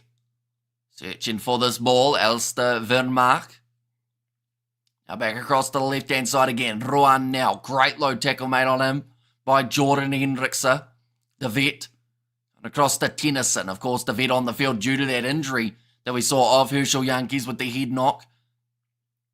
And we have got the OK Jimbo, that turkey, and come on with the extra sauce and fruitcake, says Roof. Oh, another knock on, this time from Sasha Feinberg, Ngame Zulu. They will go back for another scrum. This game getting a little bit scrappy now. Still kicking Roof, couple of kilos heavier though. Although that's normally what happens around Christmas time, isn't it? And then New Year's comes around and everyone has their New Year's resolutions, which is normally lose those couple of kgs from Christmas. In fact, we might discuss it at halftime. Not how much everyone put on at Christmas, but everyone's New Year's resolutions. Seeing as this year's coming to a close, this will actually be the last live stream of the year, which is, it's honestly very weird to think that we've probably, I can't even tell you the numbers side of things, but we've probably ended up doing well over 100 live streams this year on the channel. We did the international games taking place in November as well as July. We've done the Six Nations, the URC, Champions Cup, Super Rugby, the Sevens, all throughout the year as well. They're just showing that first initial injury for Sasha, and then from there, yeah, he's just heard it a couple other times. Your pronunciations of names is almost spot on, homie, or Hamey, says Sean. How long it was started, says Nozuko. So at the moment, we are sitting 37 minutes into the match. And now Sasha Feinberg, Ngome Zulu will make his way from the field. That is going to be for Jean-Luc Duplessis. Decided to make that switch. Now ready for the scrum. It's going to be Jaden Hendrickse, too hot for the players, says Julian. Yeah, playing in this massive heat, like that could end up playing a factor in the later moments of the game. I mentioned how this could be a close one up to the last 20 minutes, and one of these two sides will really claim it. Hard to tell at the moment which side that's going to be. I've been told to use it at the back for Jaden Hendrickse. Goes across to Andre Yestays and it runs straight through Mani Libok. He's a very hard man to tackle, he stays, and when he gets going, little grubber attempted from Jordan Henderson, kick downfield from Apelefasi off the rebound. Now returning fire from Warwick Lant. Bounce of the ball, sits up for Ethan Hooker, who now looks to run it. Gets round Hudsonberg, but is tackled by Ben Jason Dixon. I don't even attempt to try New Year's resolutions. They don't last in my life. Yeah, I don't think they do. Like, I don't know the exact number, but I'd assume like 85 to 90% of New Year's resolutions do not actually make it past the first maybe 2 weeks. We have get their breaks easily, are not made from steel, like a lamb or a stain. And Sasha and Damien seem to be very injury prone for such youngsters, says Stefan. And what are the temps? Yeah, somewhere around that 35 degrees, or roughly there. Is to have my first normal year since 2013, unlikely. And how's it, Hamish? Happy New Year, dude, says Graham. Same to you, mate. Hopefully you did enjoy your Christmas. Now 1 minute remaining on the clock, and we have got yet again another scrum. Maybe the last 10 minutes or so haven't been as free-flowing as the start, but still been very entertaining. I've still had a lot of fun. Now, 40 metres out from the line, the Stormers with a big feed of the scrum, and they have got themselves the advantage as well for collapsing. Now, Marnie Lerbach went for the skip pass, finds Warakalan, who pops it up to Hudsonberg, who's a long way off his wingers, tackled by his opposite number. Right, they'll go back for the original penalty. Not looking good for the Stormers to win. As long as they're close in this game. Like, yes, that's not going to get them the win, but if they're close, then in the final moments, you know, they can come back into it. That's the big mindset that the Stormers have to have. Just stay in it so that in the final moments you can finish it off. Stormers will win, says Julian. And Hamish, you're back, simply brilliant as usual. Xmas was not the same without you, says Ruth. And Marnie says Bedford. Mine is to be mortgage free by the end of the year, says Nodmum. So hopefully you are able to achieve that.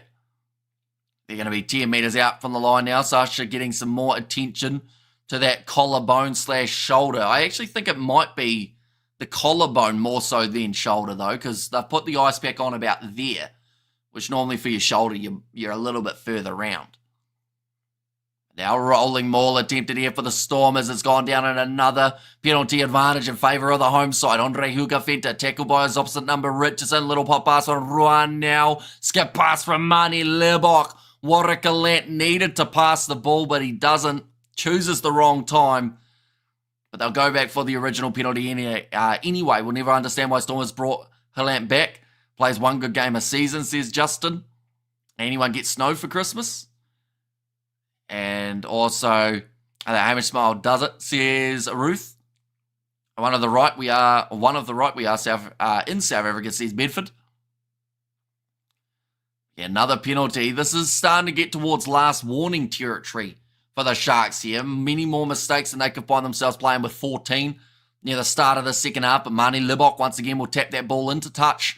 They'll have a 5 metre rolling maul opportunity and a chance to take the lead if Marnie Libok does get that kick over. Of course, they have to score it first, though. That's the first step. Thrown in by Andre Hugafenta, the late replacement for Joseph Dweba. In this game, rolling mauls drifting towards the touchline, but staying in the field of play. There's no way he's almost scored that. I think he's gone into touch Andre Hugafenta. In fact, they're going to check this. I'm sorry, but if he scored that one, AJ Jacobs is just saying he... Oh, this is bad then. AJ Jacobs has just said, I do believe Sharks number 11, being Ethan Hooker, is in through the side. We have got there. I have one criticism. I need to make a few. You leave these awful refs without a bashing, says Kevin. Yeah, I mean, it's one of those ones though. Like, I am not in a position where me saying anything bad about a ref actually changes anything. Like in a game, yes, referees can have their shockers, but me saying a ref's had a bad game isn't going to change the ref's performance. So it's one of those ones like, yes, I could criticize them, but at the end of the day, like, it doesn't do a lot. Yeah, he's going to be Tell you what, he's got pretty close to scoring that Andre Hugo Fenter for a guy who had broken away from the main rolling maul. If Ethan Hook is in through the side, though, this is more than likely going to be a yellow card. What are they going to decide here? Right, they want to see if there's clear side entry. This might be a terrible end to the half for Ethan Hooker.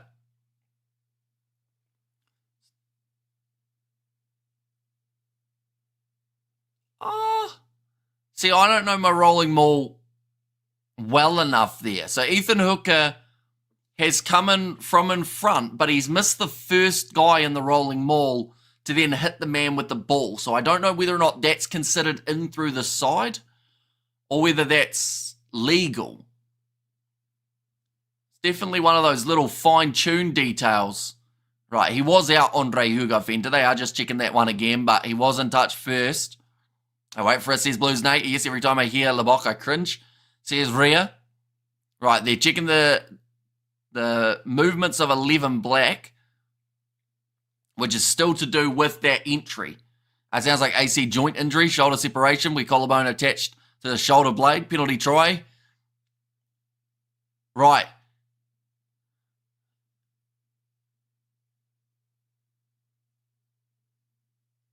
Okay, 11's going to the bin. It's going to be a penalty, but I don't think it's a penalty try. I don't think, unless, of course, the ref is just seeing him off first. Okay, it sounds like AJ Jacobs is saying it's cynical. There are other... Oh, that's a big call. There are other players that can make the tackle. Tell you what, when you're only a couple metres out from your line, there's not many options. But it is going to be another chance to kick this one towards the corner. We're up to 42 minutes in this first half, and the Sharks have not ended the half as they would have liked. They've ended up with a person in the bin, being Ethan Hooker. But now another opportunity for the rolling maul. They want to make sure that they get that entry right now. Yeah, I honestly think Ethan Hooker didn't think he did anything wrong there with the way that he entered. Like they said, because Dion Foree was the front man and then it was Andre Hugo Fenter, it meant that by engaging with the first or going straight to the ball, you're in through the side, if that makes sense. But now looking for the rolling maul. No advantage for this one, but they're very well set. And if they can move a couple more meters, they could be in a very prime position to score. Breaking off the back, Andre Hugo Fenter. Great tackle made by Andre Esterhuizen. Better with the Andres.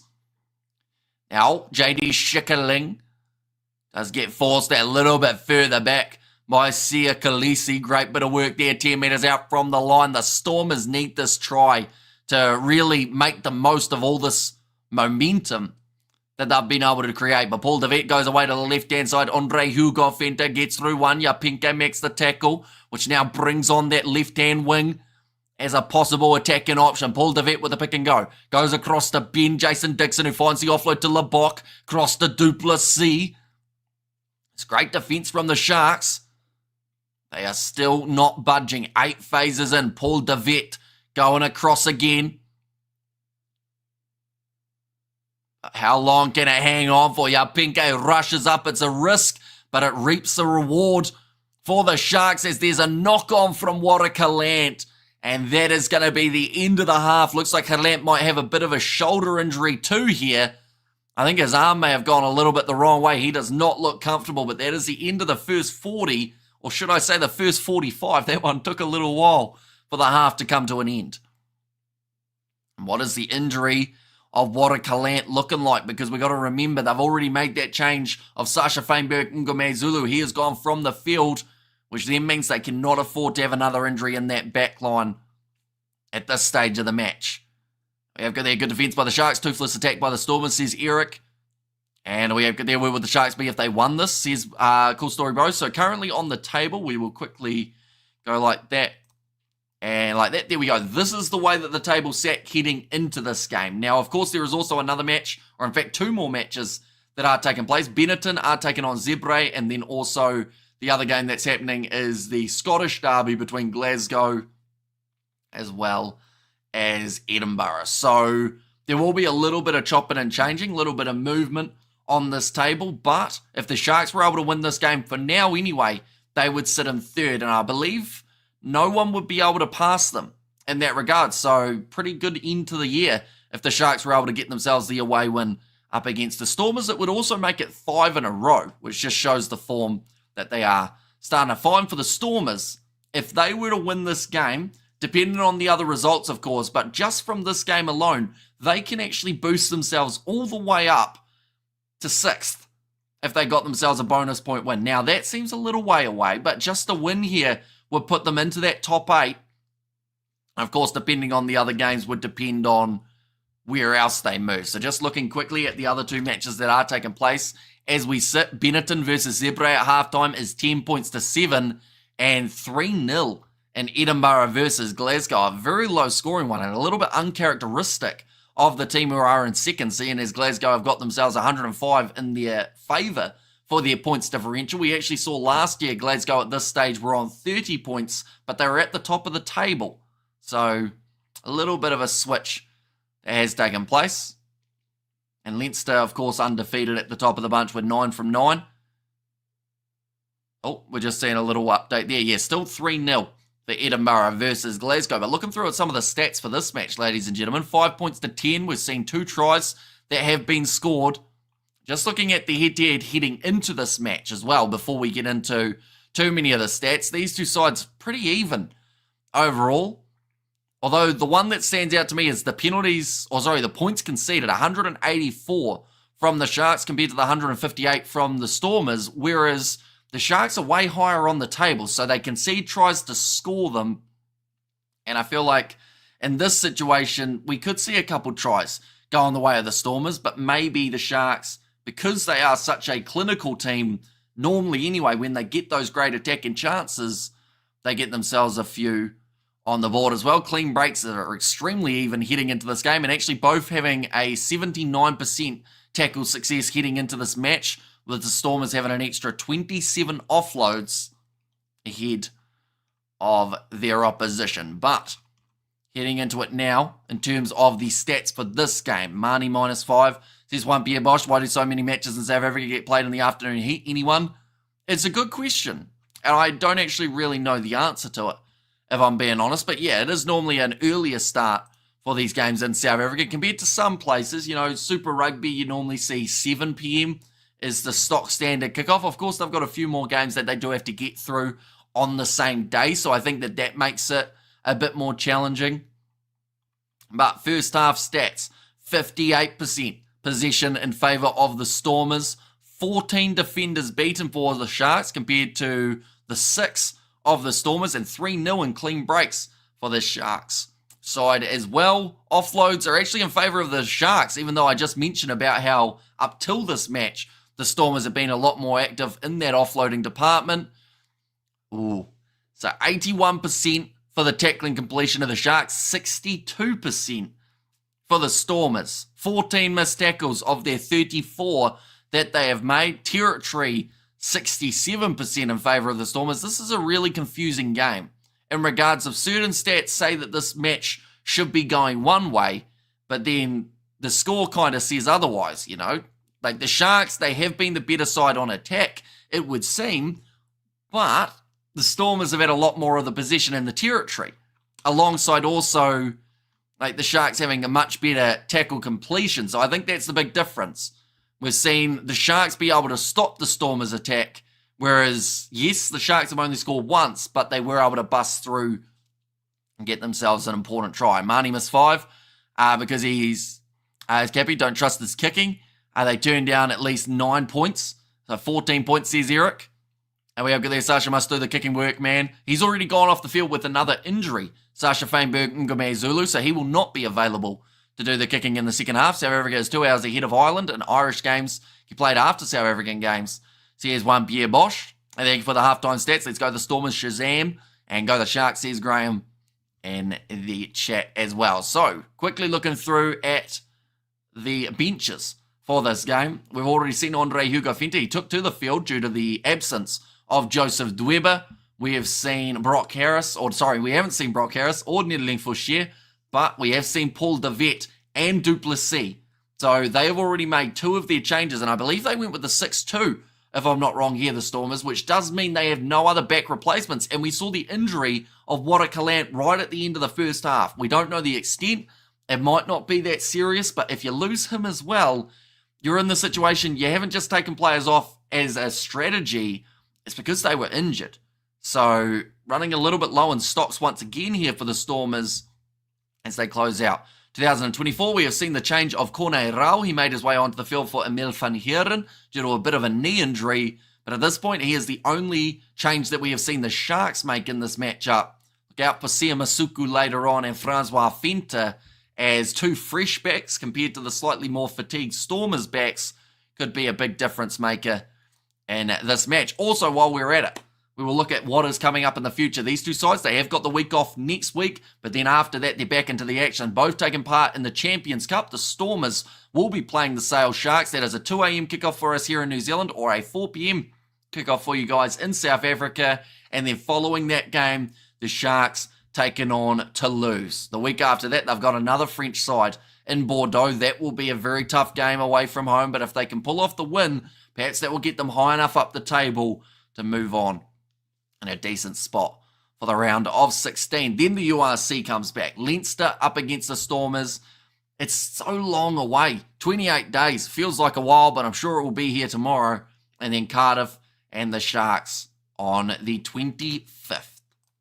But second half, not too far away, ladies and gentlemen. We have got there, and the stats, in the chat, I should say. One is 7:30 p.m. kickoff midwinter here. No temperature to consider ever.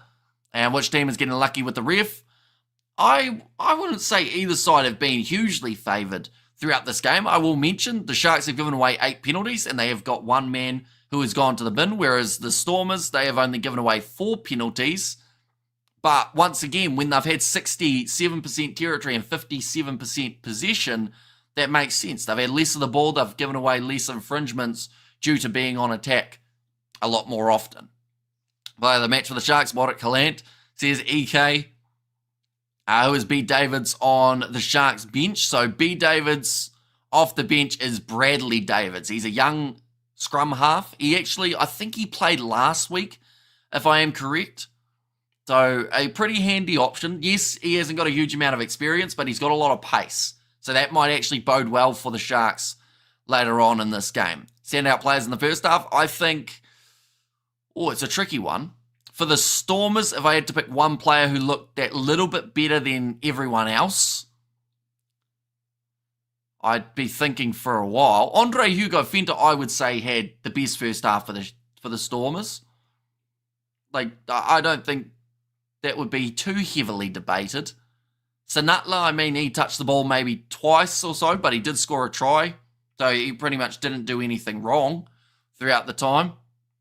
And then if I had to pick a standout player for the Sharks, Easthuizen, if he had the ball a little bit more, I would say him. I think that Jaden Hendricks has been relatively strong in that 9 jersey. And then in terms of the forwards, Tachuka's been busy, but no one as of yet, I don't think, in that 4-pack has really gone above and beyond for the Sharks. I love your commentary. I look forward to it every week. Thank you so much, Hamish. I'll always be here watching. Says Robert there, and it is greatly appreciated you being here for this match, of course, and we've got plenty more coming in 2025. Champions Cup, we've got the URC. I went on for Sasha Feinberg, Ngumaz Zulu. In the end, they made the switch and brought on Jean-Luc Duplessis. So he's made his way on. Also, Paul De Vet is on due to the injury of Herschel Yankee. So they have got no more back replacements. Only Storms happening today is the Shark bait getting eaten alive today by the Sharks. Sharks got a better chance of reaching the final rounds of the competition. Says Jamie Hendricks. And the blitzbots are missing Sinatla. Says on the right. Yeah, as well. Recovery for 2 days and then back at it again. Got a couple ads taking place at the moment, but then we will be straight back into the action. By the looks of it, the Sharks and the Stormers. The second 40, I think, is going to be what really shapes this game. We are doomed, mate. Says Jaden. Yeah, and we saw the late-minute injury or last-minute injury of Kalant as well. Just to add, I was going to say insult to injury, but it literally is an insult. It is an injury for Kalant. As that final score, says Sam, is that final score? Or is that final score? No, not quite.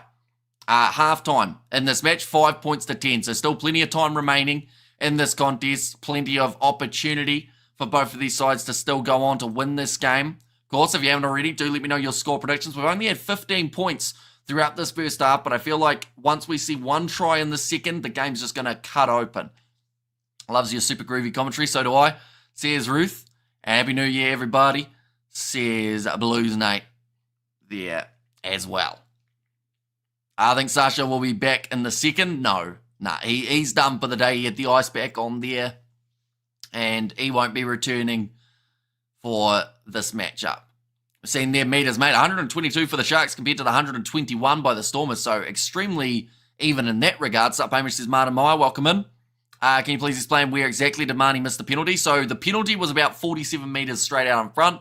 The miss kick was way to the left-hand side of the post, maybe about 35, 40 meters out on the angle. Do the Glasgow Warriors have a chance of winning the game today? I think so, because they are extremely close at the moment, only 3-0 down. So it could be a lot worse. You know, if you're down by 15, maybe you're out of it. But for now, they're still right in it. Hoping that the Sharks will win this game, says Promise. And also, Sharks going to rip it apart in the second half, pull away another 3 tries incoming. It could be. Oh. Right, so they just said Herschel Yankees off. Sasha Feinberg Ngome Zulu off. But Warakalant is still out there. Hudson Berg slaps it back to get us underway for the second half. Paul Devet going across to the left-hand side. Finds Marnie Lerbach. Now Ruan Now. Player who's been a little bit quiet in this first half. But if he starts getting the ball more in the second, it's exactly what the Stormers will need to get that front foot moving forward. Paul Devet goes across to Andre Hugafenta Lerbach. Way to Schickling with the quick hands to Duplessis. Now, Duplessis is actually number 22 here, so I think there might have been a late change for the Stormers, not just because of that Joseph Dweber change, but there might have actually been a late forward replacement that they might actually still have one more back available for this game, the Stormers. We'll have to quickly fact-check that. But nice quick hands from the Stormers. Oh, Yapinke slaps it backwards. They were asking for the penalty. I don't know what you can ask for a penalty for, though, as it was knocked backwards rather than forwards, but the chance does go a-begging. Right, so we'll just quickly see the subs. De Villiers, Paul Devet, and Duplessis. But Duplessis was not... He's got number 22 on his back. So maybe they've just made Paul De Villiers number 23 instead. And this one, unless there was an even later change than the URC website confirming it, is going to have a major impact on the rice price in Cape Town, says Martin. Now, Andre Hugafenta ready to throw this one in. Now, I should mention that the Sharks are playing with 14 men at the moment. They have got that one-man disadvantage. Going to the front there, Alistair Vermaak, nicely taken, and Jaden Hendrickse wrestles him down on the halfway line. Paul Devet, I mean, he's got number 22 on his back as well. So I think they've got 2 22s out there on the field at the moment, unless, of course, I did just misread Duplessis' number. That's a nice offload from Ben Jason Dixon, gets it away to Dion Forey, offload again to Paul Devet. Ball's fired backwards. Sanatla trying to bump through Yapinke, and he's done it again. Now stepping nicely. Offload to Schickling. Great chance. Oh, Sia Khaleesi crunching Andre Hugafenta into touch. I think he's been hit a little bit high, though. They might be checking this one. Looks like Hinko Fenta's feeling a little bit rattled after that shot. A great bit of work early on from the Stormers, but it's all well and good doing this, but they have to find points if they want a chance. We have there, what's the obsession with the rice price? Same question yesterday, but in Pakistan. Says Lily B. Martin loves his rice, it would seem. We're going to see it there. Oh, yeah, doesn't really get him that high, Sia Khaleesi. Was dipping down. Now, line out throw here for Dylan Richardson. Why isn't this game on DSTV? I assume that it would be, but yeah, I'm not too sure if it isn't. It's normally on, is it 211 and 201, I think, are the two that we normally see the URC on. But yeah, I'd be very surprised, seeing as it is a South African derby, unless SABC have it. Maybe they secured the rights to be able to show this one. It's going to be knocked on by the Sharks, so another early error. The Stormers a great attacking chance, and it's Yapinke. He has been, like, in the nicest way possible, he's just been outplayed by Sanatla today. See him making room for himself and the Stormers team. And Joshua, the Stormers don't have money, says Frederick, and Basmati rice with lamb stew sauce like my mum makes it. Sasha has even more injuries than Eben in the URC rugby, says Eric there. And Zebra 12 to 10 of the Benetton, and Edinburgh is still 3-0 up over Glasgow. Yeah, very low scoring game that Glasgow-Edinburgh won. Haven't seen any tries as of yet in that contest. We've seen one apiece in this game, one for the Sharks, one for the Stormers. Stormers scoring it with Ciabello Sanatla, and then the Sharks getting the try of Jaden Hendrickse. But now, another scrum feed here. Paul DeVette to put the ball in. They will be 22 metres out from the Sharks line, so a great attacking chance. Just got back from Cardiff. Go to the Sharks, says Joss. They're being told to use it. Going to be picked up, flicked out the back, and it's going to go into touch there. Massive mistake from Marcel Dennison, but that's just down to the pressure that Jaden Hendrickse was putting them under. The back of that scrum, they knew that he was going to be trying his best to cause a disruption. That's exactly what he did. Basmati rice with masala chicken curry, because DSTV are a bunch of jukes, says Stefan. And come on, people, please hit the likes button and subscribe. Kiwi Lads rocks, says Roof. Yeah, anyone who hasn't already, be sure to hit that subscribe button. We are going to be here all throughout 2025 as well. Now, Dylan Richardson going back across Jaden Hendrickse to Oxnitcher. Looks like Hendrickse will once again look to send this one up high with the box kick. Got a decent distance on it, down towards the halfway line. Sanatla taking it nicely. Pinke manages to wrestle him down, but not before, we saw the offload coming from Sanatla in the middle of the field. Now Ben Jason Dixon, tackled by Jordan Hendrickse. Both sides trying to be very structured, but it hasn't led to much success. I feel like it's going to be those little different plays. Someone like Amani Libok, normally known for being able to get a cross kick or a no-look pass, going big shot on Upper Lelefasi by Hartzenberg, and the clean turnover here for the Stormers. Salman Murat pops it up to Paul DeVette. Will look to run on the short side, gives it off to Jean-Luc Duplessis. Looks like Fassi stayed down with a knee injury. That is not good news, as the Stormers have broken the line there. They're saying there might have been obstruction, but for now it's play on. Hendrickse almost able to get the turnover. Mani Libok goes across to Franz Malharba with a rough pass, but Murat made it look easy. That's going to be knocked backwards by Yapinke, but then the knock on. The advantage, and Paul DeVette can't finish it off. Or can he? Yes, he's got the try. Tell you what, he was very close to butchering that one, DeVette. He got close to the try line and thought, oh, golden opportunity. And the Upper Lelefasi is down in back play. I just noticed 61,500 subscribers. Well done. Was it something like 40,000 during the World Cup just a year ago? Says Joss Pike. I'll have a quick look. See what information I can find on it in terms of how many we've gone up this year. But yeah, it's been a very good year for the channel. Outstrike time. And we have got there, I say hi to everyone in Palmy, says Frederick. Shout out to the Palmy viewers. Please get rid of Marius Yonka. Weekend special is down. It just rolls over in the end, Paul DeVette. They consider it all one movement. And Fassi still down, and so is Andre Esterhuizen, I think they've just said. So losing two brilliant players for them. So this year we have gone up 17,500 subscribers on the channel, which is absolutely massive. Definitely because you have to consider that's not a World Cup year as well. When does the naughty boy come back on the field? Who's the naughty? Oh, sorry, I've just worked it out. Yeah, Ethan Hooker, he's still got another maybe 3 or 4 minutes that he will be off the field for, but a nice easy kick. 12 points to 10. Andre Esterhuizen has not made his way up. Fassi, he's gone from saying he's got a knee injury to now his abdominal region is sore. Obstruction against Jaden, whereas Yonka now suddenly, says Eric. We're going to see it here. So he goes up for the ball. And yeah, it's just a well-timed tackle and just tries to push off that knee, and straight away you can see the grimace. So Fassi, he is going to be stretched off the field. He is able to stand up, but he can't put any weight on that knee. Hopefully nothing too serious, but it doesn't look good for Apalele Fasi. Like they've just said, you got to feel for him the season that he's had. Andre Esterhuizen doesn't look too flash either here. Being helped back to his feet by Dion Fourie. We're going to see what happened to him. It was a knee chop. Unfortunately, the clean out was low. So it might be a little bit of hyperextension for Andre Esterhuizen. Marius Jonker is not a TMO. Says Meter. Only 8 career appearances for the Sharks. Of course, was at the Harlequins for last season. But yeah, looks like 2 changes are about to be made. Sia Masuku, as well as Bradley Davids. Hang on.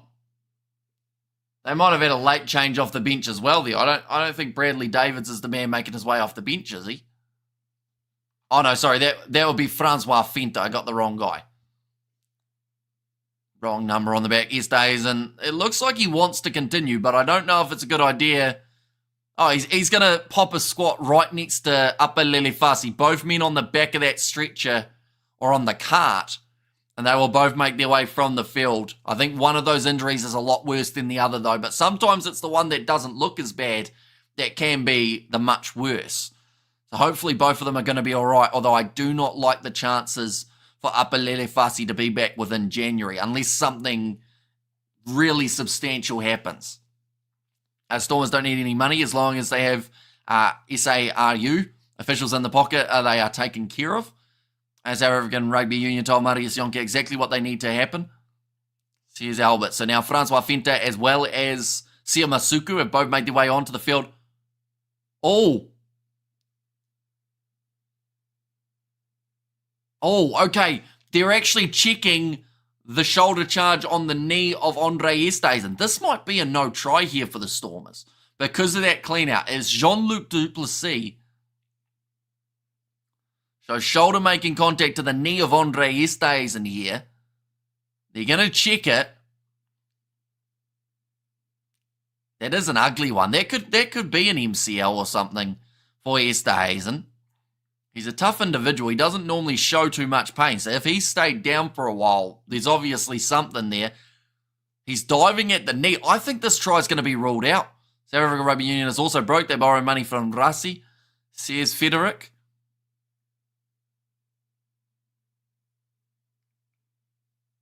Okay, they've said there was no arm wrap.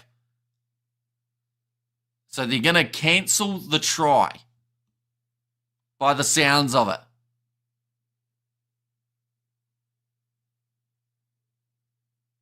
Okay, they're going with penalty only, but that's going to cancel out another 7 points. Jean-Luc Duplessis, he was trying to say that he wrapped his arms.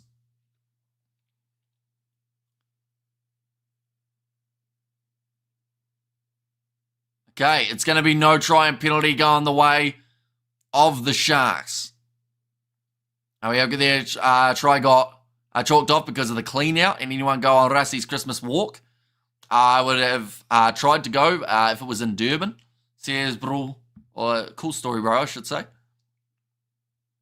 But now we're going to see another change by the looks of it, or not so much a change, but now another return out onto the field. That will be Ethan Hooker. It's only moments away from coming back from his yellow card, but the Stormers try disallowed. Always going to make it difficult to be a high-scoring game if neither of these sides... Oh, that's some brilliant work near the touchline. Hudson-Berg keeps the ball alive. So now the Stormers back on attack with JD Schickerling. That injury list, I think there was a knock-on there from Schickerling. He almost tried to give it off to Mura, who bumped it back into him. Are the Sharks performing well? They haven't been too bad in this game. Their tackling's been good. And they've also, they've had a lot of clean breaks, a lot of defenders beaten. Defensively, like I said, they haven't been too bad. It's just that last pass, it seems to be that they haven't quite been able to break through more often. But Hendrickse goes back across to Pepsi Buthelezi. He's a guy who I don't think I've said his name once other than in the lineups at the start of the match. Now Jaden Hendrickse. I kick this one nice and high here. Let's start ballet. This is a joke. I am all for women, but keep them out of men's rugby. Even ruck, or every ruck, should be a penalty. And when is the Stormers player going to do a Matt Hansen? Yeah, I mean, we did see Hansen have a bit of a rant. I don't actually know, was there any backlash for him saying that? He probably did get something against him. Does the try stand? It does not. The scoreboard just hasn't taken it back yet. Maybe it's anticipating another try right now. Mani Libbok with a beautiful flick out the back door. Passing out wide to Hartzenberg. Bit of a slip there from Hendrickse. Now De Vet cross to Salman Murat with a pop pass up, and Ben Jason Dixon has knocked the ball on. So back to 5-10. Correct. Stormers injury woes are rubbing off on the Sharks, or woes, I should say. Now Ethan Hooker returning out onto the field. So 15 on 15 is Sia playing today. He is in the number 8 jersey. He's had a very quiet game too. I don't think we've seen him carry the ball too often throughout this match, just breezing into 2025. Where he's going to have a very busy year. Transfer on the cards.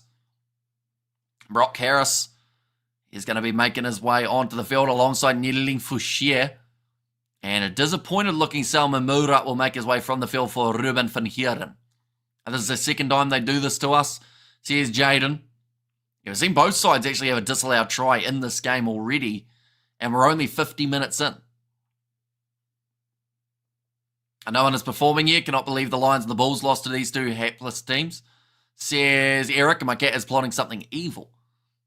Says Novam, JJ's Courtsia. He will make his way on. See Khaleesi sitting down at the moment, getting a bit more strapping on the knee. Or in fact, more so the quad. And Trevor Kanye. They did just say that he had to withdraw. Does bring a new tight head prop. We all know that this refs are paid. I assume you're talking about being paid more than, of course, the normal professional referee's wage. 50 minutes in. Great crowd in Cape Town, by the looks of it.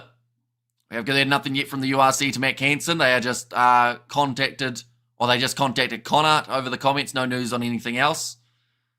Yeah, because of course you're not allowed to do what Matt Hansen did, but at the same time, I can understand why he did it. Now, when you see some of those decisions that go against him, you think, how? But, oh, right, another scrum here. Sharks, they are only 10 metres out from their line, so not exactly in the best position on the field, but they can slowly build up the field. If they do win the scrum, oh, free kick. No stability.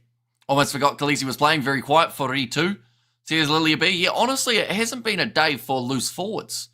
In fact, it hasn't been a day for much other than a couple backline movements just because of the amount of drop balls that we've seen. Like, we've seen more of Ben Jason Dixon than anyone else, but we've also seen him make a lot of errors. Oh, charged down by Marcel Tennyson. That was a bit too casual from Sia Masuku. It hasn't cost them because in the end, still a very good kick down the park.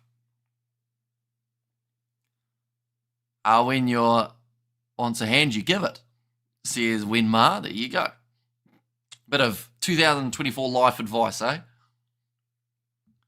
Now, line out throw for JJ Courtsia, another late change that the Stormers had to make, with Andre Hugo Fenta starting in this contest. It was all due to the Dweber injury, or at least the late withdrawal anyway. Now, JD Schickerling. And the ball up again, Mani Libbok. He needs a little bit of magic here on attack. Should mention that the score is still 5 points to 10. They are yet to take away that Stormers try. The Sharks are leading at the moment by 5. Around the side of the breakdown for Dion Forey. Getting tackled by Oxneshare. Now popping it in behind Mani Libbok. Just to keep his feet underneath and moves up to 40 metres out. De Vet. And across again to Nedeling Fouchier. There is an advantage in play. Warakalant sells the dummy. Tackled by Yapinke. And then that's going to be knocked on by Duplessis. This one will be a penalty advantage rather than a knock-on advantage. That's against Pepsi Buthelezi. Ruck shifted back. You have to shift as well, is the comment from the ref. Now what do the Stormers do? They're down by 5. Do you kick for their corner or do you... Well, it's not a safe 3 though, is it? That's the tricky part. The fact that you do have to go for all or nothing, because if you go for the kick, you might get nothing anyway. They might as well kick it for the corner, see what they can do. And now that's a great kick, or is it? Yep, they've said it is. 5 metres out from the line, Marnie Libok getting his team in the perfect position. Okay, just getting a reminder there by the sounds of it for the discipline, but it was Pepsi Butalese's ill discipline that did get his side in a bit of trouble there for being offside. Not a day for rugby. What they're playing, says Stefan. JJ Coetzee now throw the ball in. And well claimed by Ben Jason Dixon. Rolling maul, looking strong. JJ Coetzee has the ball. And it goes over. In fact, Dion Foree, I believe, is it? No, it might even be Tennyson who has got the try, but they've got it back, the Stormers. Try that eluded them before. It was Dion Foree. So there's a possibility that Sia might come back. Says Jaden. Yeah, I think it's pretty much confirmed that he's going to the Stormers, if I am correct. Come on, Libok. Says Wenmar.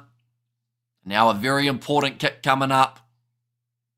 I should mention the only kick that Libok has got over today was the one that did get disallowed. So hopefully he can once again replicate that and get another try, another conversion just around the corner, but a big rolling maul. It was going to be hard to defend for the Sharks. They already had a man who went to the bin earlier for not defending it right. Why only Halant? Yankees Marnie. Sasha should go off the field. I smell a racist rat here.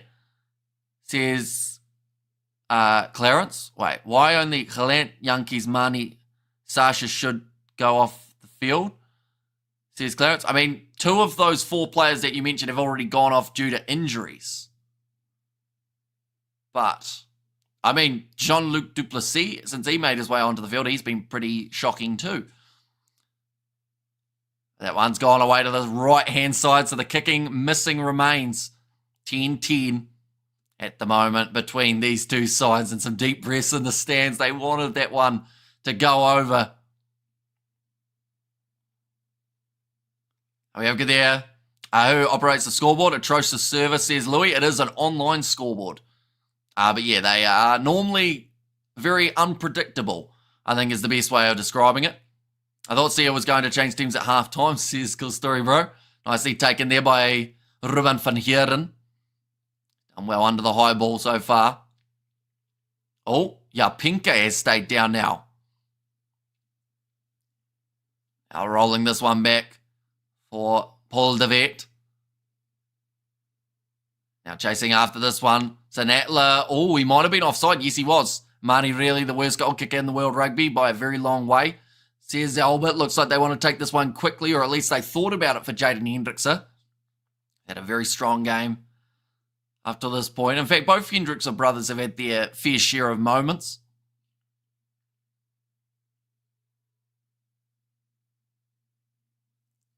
But now, it's going to be the kick towards the touchline for Sia Masuku. 25 minutes remaining, and the Stormers at the moment, they have 2 tries.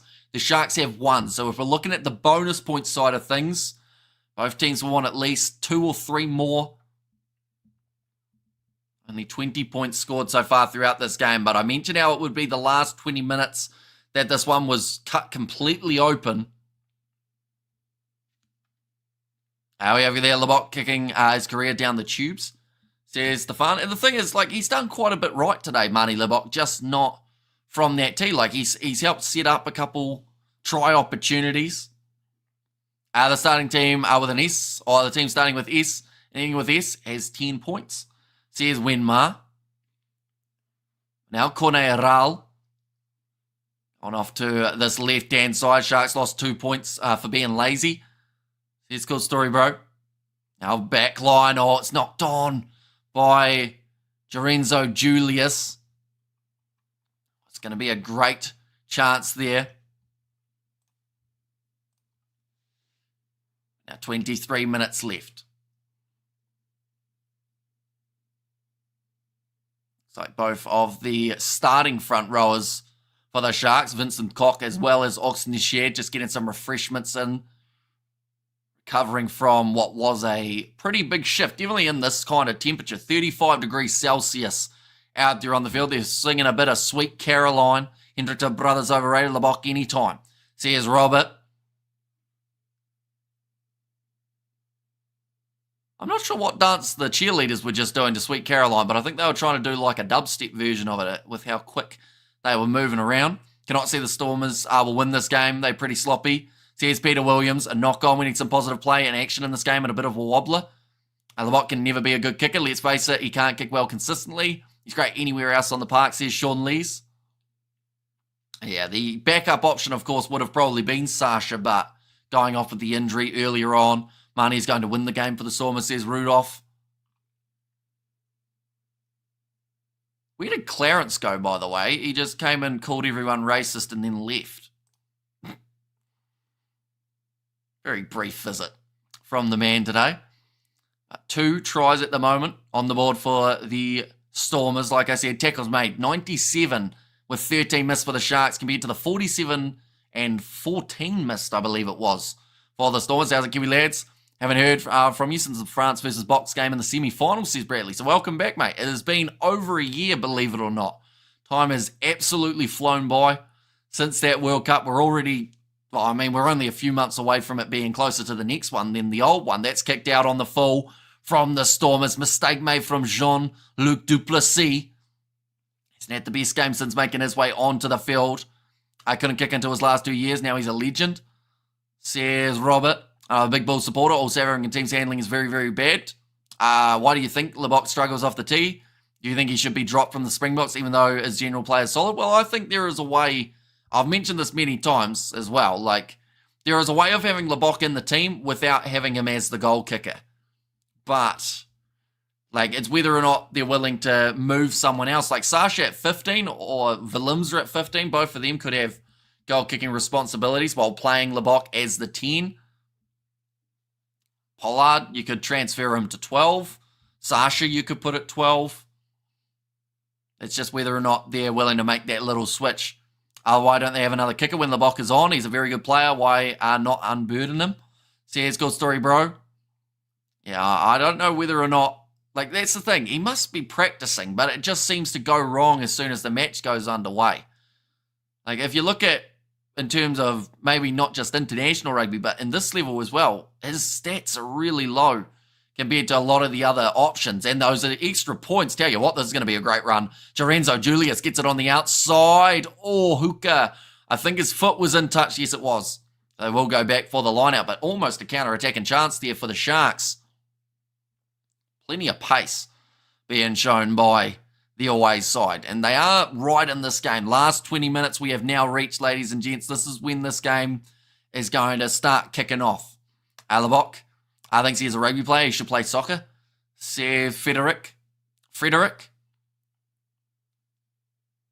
But then surely that logic would be wrong, wouldn't it? Because in football, wouldn't you need more kicking accuracy than rugby? You know? Now, they're just showing that break of Julius. Lebock needs to work on his mental strength. Says Lilia B. I think he's got plenty of it, to be honest, because the amount of abuse that man gets on social media, like, you've got to be pretty strong-willed to even want to keep playing rugby with some of the comments you see made about him. My investigations tell me Marnie kicks well without pressure. During matches he folds. Says Sean Lee. And Stormers is going to win, says Johnny Andrews. If one has a prop that cannot scrum and concedes many scrum penalties, should he still be in the Bock team? Maybe play him at lock, asking on behalf of some South African fans, or of sane South African fans.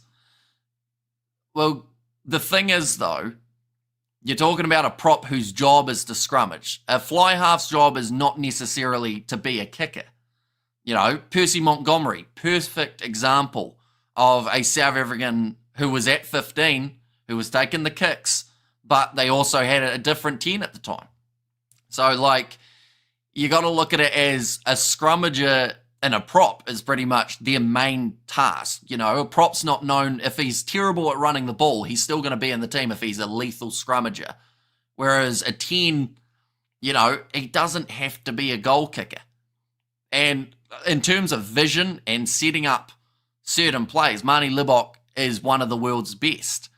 It's just they keep on persisting with him in a role in terms of that kicking role that maybe doesn't suit him. Kicking to a teammate isn't as straightforward as it looks, says Wimma. Yeah, you are correct, Hamish, says Jacqueline.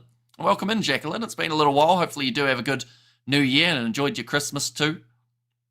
Now, going to be thrown in here for the Sharks. Tell you what, they're taking their time to get that ball in. Let me rephrase. As mental strength on field in Stormers 18-15, says Johnny. Now, run from Sia Khaleesi, almost one of his first carries of the day. He's tackled by Ben Jason Dixon. Now that one's going to be kicked up high. Jason, this one, Yapinke. He's had a tough day at the office, but he's managed to claim that one until there was a knock on from Julius, although I think they've said the first one came from the Stormers. We have their 2007 Montgomery set up. It's too complex for 2024. Says, good story, bro. But that's the thing. You can try 50 players in a year, right? But you can't work out how to keep an attacking option in the starting lineup with a different goal kicker. Like, it seems like something that maybe they just haven't wanted to try as of yet, but like, I still see them selecting Libok in the team in terms of the lineups. So, you know, it'll be an interesting one. Libok does not bring anything special. Jordan, Sasha, and Pollard already can do it, 10, so no reason why Libok must be in the team, says Eric. Sasha is a fool to stay in Cape. Dobson is a Marnie fanboy. The best kicker statistically in South Africa is Sasha, but Marnie must kick, says WLK, and love Lambie, says Jamie. Looks like De Villiers, he will make his way onto the field, and that is for Dion Fourie, the skipper of the Stormers. He's had a relatively quiet game. I can't think of too many interceptions or turnovers in the breakdown that he's had. And thanks. Was great. Merry Christmas and Happy New Year. You've been a bright light in my life this past year. Thank you for everything, says Jacqueline. Thank you very much for your kind words. It has been absolutely awesome having you here on the channel throughout the year. I look forward to 2025 as well. I doubt they'll select Libok, says Umbrella. But then that's the thing, with the amount of injuries as well, you got to remember, like this year, like they probably didn't get the choices that they wanted because of that long, extensive injury list. Now that Apalele Fasi's got a knee injury, no certainty around what kind of injury it is at this point. But, you know, if he's going to be out for, let's say, worst comes to worst, 9 months, you need a new 15 for July. Is that Vili LaRue? Is that Sasha? Feinberg Ngume Zulu? Does Damian Valimza go back in? Do you try Jordan Hendrickse at 15? There are a lot of questions that will need to be answered soon. But we've got plenty of time. I'll be anti-Springbok if they select Lipstick ever again.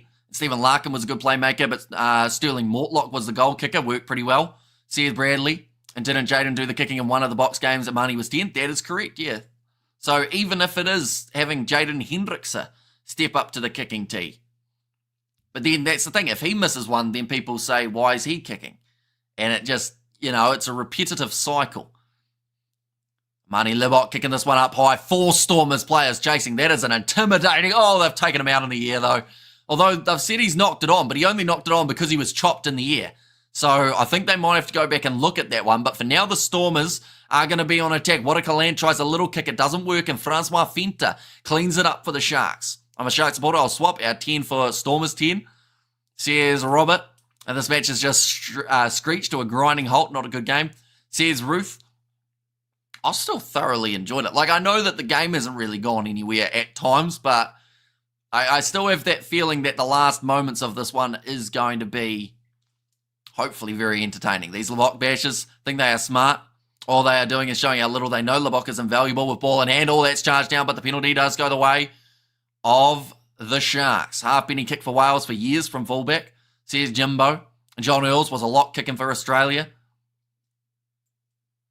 Silly, ignorant arguments about Marnie and Hannibal. Hannibal's worst kicking was still much better than Marnie's. He did not even miss so many easy sitters like Marnie has become an expert in, says Eric. You're doing fantastic, Hamish, says Ruth, but that one's going to be kicked towards the touchline. I said towards because it did not go out. They've missed touch again here, the Sharks. Marnie Libok fires it across to Sanatla. Finally gets some open space to be able to run towards.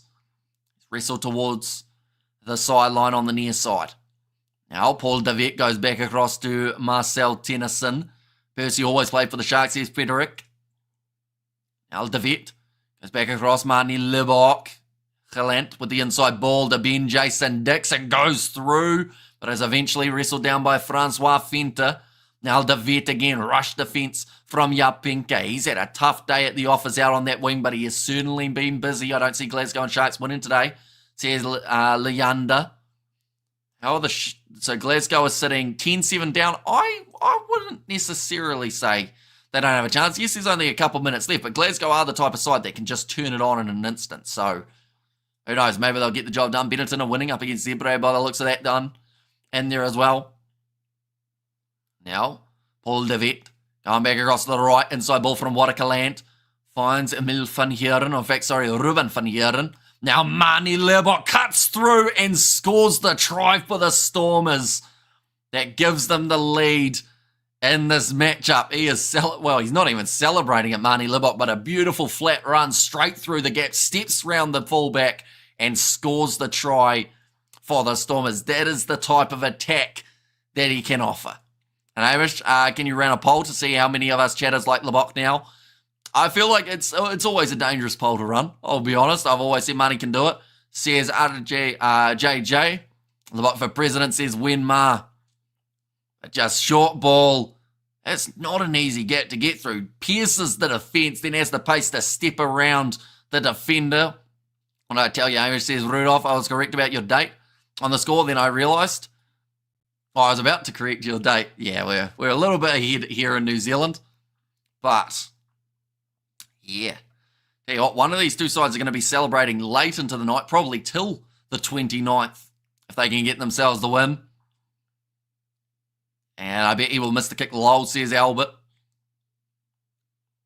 You can hear a Marnie chant going around the ground, only 10 metres out from the post, surely. This one will be good. And he gets the kick over. Much elation shown from the crowd. And the Stormers now, believe it or not, from where we were about, let's say, 10, 20 minutes ago, the Stormers are now one try away from a bonus point win here, if they can finish the job. And that would boost them up to 6th on the overall table. A 7-position game. Now, of course, depending on the other results, will depend on what happens in certain regards. Right, full-time, Edinburgh have beaten the Glasgow Warriors. Ladies and gentlemen, Benetton are currently leading up against Zebre with 5 minutes to go. This game has run a lot longer than those other ones. We've still got another 12 minutes remaining. But Julius looked like he was about to make his way from the field. Yes, he does. Nicely claimed by Ruben van Heeren. Stormers have all the momentum at the moment. Finally, Marnie gets it done after 90 attempts. Says Albert, and good for you, Marnie, says Bedford. Now Paul Davet kicking it high. Sanutla chasing hard. And, it was almost going to be there for Sanutla.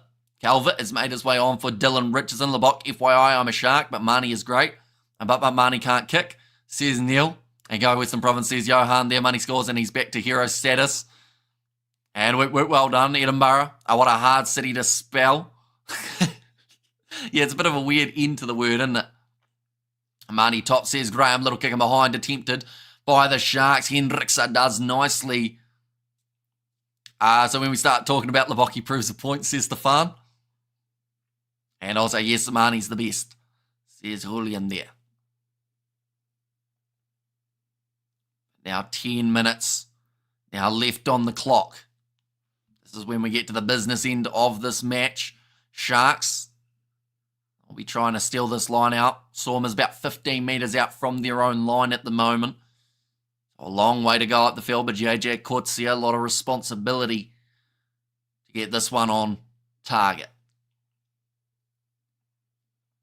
Possession at the moment, 60% for the Stormers, and maybe that is starting to weigh up a little bit and starting to take a toll on the Sharks side. They have been busy defensively throughout this match. Overthrown. Stormers haven't got it right at line-out time multiple times today. Now Warwick get Galand, says Jesse. Now Pepsi Butalese, Sharks 15 metres out from the Stormers line. They are not out of this game as of yet. Bradley Davids going off. Oh, Masuku with the Salada dummy. Couldn't quite get through that defensive line, though. Davids goes back across to Pepsi Buthelezi. He's now touched the ball twice in the last minute, which is more than the rest of the whole game. Davids going out to Jason Jenkins. Good phase play, 8 in a row now. Hendricks, a beautiful loop around. Yeah, Benke look towards the line, but he's dragged down 7 metres out. Davids has to clean it up, gives it off to Hendricks. A short pop pass up to Jordan Hendricks, and he scores the try. This game's cut open now. 17 points each on the cards if this next kick does go. Who's at 15 for the Sharks. Now, I believe it's actually Jordan Hendricks. He's dropped back to 15 with Sia Masuku taking on the 10.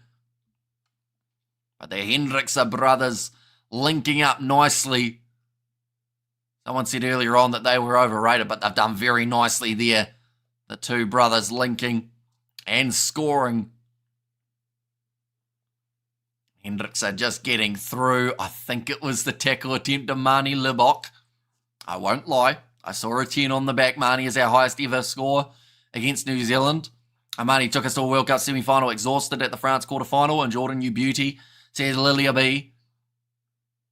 Now, Jordan Hendricks, he's 2 from 3 today. This one's 25 metres out. This brings us up to 72 minutes. The Sharks now, if they score 2 more tries, they get the bonus point from this game. And even if this kick misses, they are still within that bonus point margin. Hendricks has got it over, though. 68 points to 10. Bath over Saracens. Yeah, massive win. I think when I saw it, it was 40 points to maybe it might have actually been 10, 40 points to 10 or somewhere around there. So obviously it got worse for Saracens. But the no-look little pop pass from Jaden Hendricks to his brother. And we have it there. Let's go, boys. Pull it out. Now kick downfield. Emmanuel Tichuka taking it nicely for the Sharks inside of their 22. We just saw that, Eric. Mental. We have good there. If you are anti-money, you are going against Rassi. That means he's in your head. Says Nude on News. Now nicely slapped back by the Stormers. I think possession's going to be so crucial for this last 7 minutes. The side who hangs on to the ball better will win this game. And will probably bring that late opportunity as well. Come on, the Sharkies, you can do this. Says a D. Do let me know. Just off a guess, ladies and gentlemen. Who do you think will win this game? Sharks or Stormers? You don't have to say how they'll win it. You don't have to say if it's going to be a drop kick or a try, but with 7 minutes to go, which of these two sides are going to secure it? Or are you picking a draw? Kick tie, Jaden Hendricks. On a crossfield, Yapinke again isn't able to claim that one nicely. Marnie Libok now looks for the pass, gets it away to Marcel Tennyson. Sharks says Frederick, Sharks says Jacqueline. Knocked over the ball in the Sharks. They win the penalty. 40 metres out from the line. And Jordan with a 60-metre kick to win the game. I mean, this one's 40, so it's not quite that 60 metres, but it's still a great position on the field. And the Sharks says Albert, Sharks says Lilia, Stormers says Gus. Sharks to win by a 3. And that 3 might be coming right now. 40 or so metres out from the try line. This is the big chance to secure, well, I want to say to secure the game, but it just isn't. Because this game is still on the fence of who's going to be able to get themselves the victory.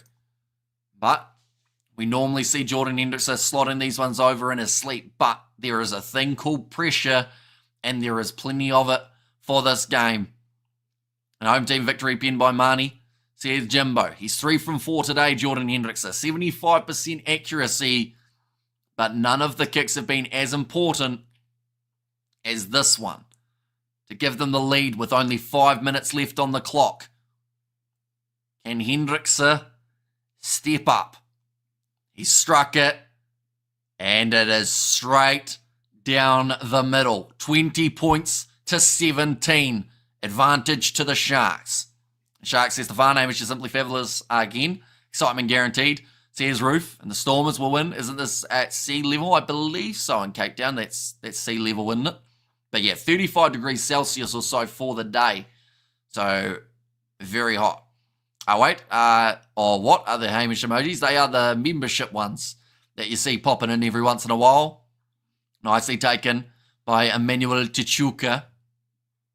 And yes, come on, you Sharks. says Jamie. Right, Bradley Davids rolling this ball back. Very important moments now in this game. Watakalant takes it in, is tackled by Ethan Hooker. Got himself a yellow card earlier on. Paul Devet goes across to JD Schickerling. He's had a busy game. And then number 5 jersey, Paul Devet now. Going back across. I should mention if the Stormers score a try now, we'll give them a bonus point. So at least one all. Marnie Libok going for the up and under. Chasing after this is Hartzenberg. Can't quite claim it cleanly though. Ethan Hooker wrestled down by Jean-Luc Duplessis. Sharks getting a value for their money from Jordan. Says Lilia B. Been a great signing coming from the Lions. Now Bradley Davids looking to slow this one down a little bit and just go for that box kick. It's gone high. Nicely taken by Marnie Libok, who has gone over the top of Ethan Hooker, and the penalty goes the way of the Stormers. And very sea level, Robben Island. It's close by. We miss Williams, says Tomo, and Libok all yours. But now, chance to kick this one towards the touchline here for the Stormers. Nicely kicked to the touchline, about 10 metres out now. Yeah, Hooker just didn't pull out of that. Luckily not a bad landing for Marnie Libok. And Sharks, says David. And third place for the Sharks. So if the Sharks win this game, they will move up to third. You are correct. But if the Stormers win this game, if they score one more try and win it, they will go up from 13th to 6th on the table. Now, of course, a little couple changes can be made, such as Edinburgh beating Glasgow. That's helped boost them up quite nicely. But Needling for share, looks like he's been through a battle out there on the park. Took a bit of a head knock. He's had 68 career appearances. His last 3 minutes now remaining. I think that without jinxing it, this is probably the Stormers' last big chance.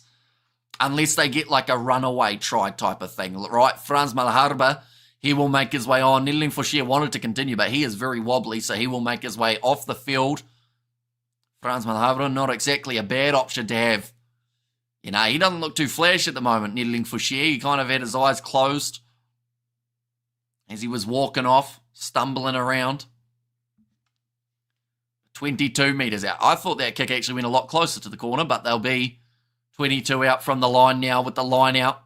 And it's nicely claimed. Here comes the rolling maul for the Stormers. It has already been successful once today. Can it be yet again? Andre Hugo Fenta hanging on to this one and building some nice. That was a little bit dirty from the Sharks, trying to drag that one down early. Still marching forward. Did Ruben van Heeren join it legally? Might be something that they look at, but it's now 5 metres out from the line, and the advantage goes the way of the Stormers. They are 1 metre from the line with 2 minutes on the clock. Jean-Luc Duplessis goes over, and the Stormers score, and they secure the bonus point.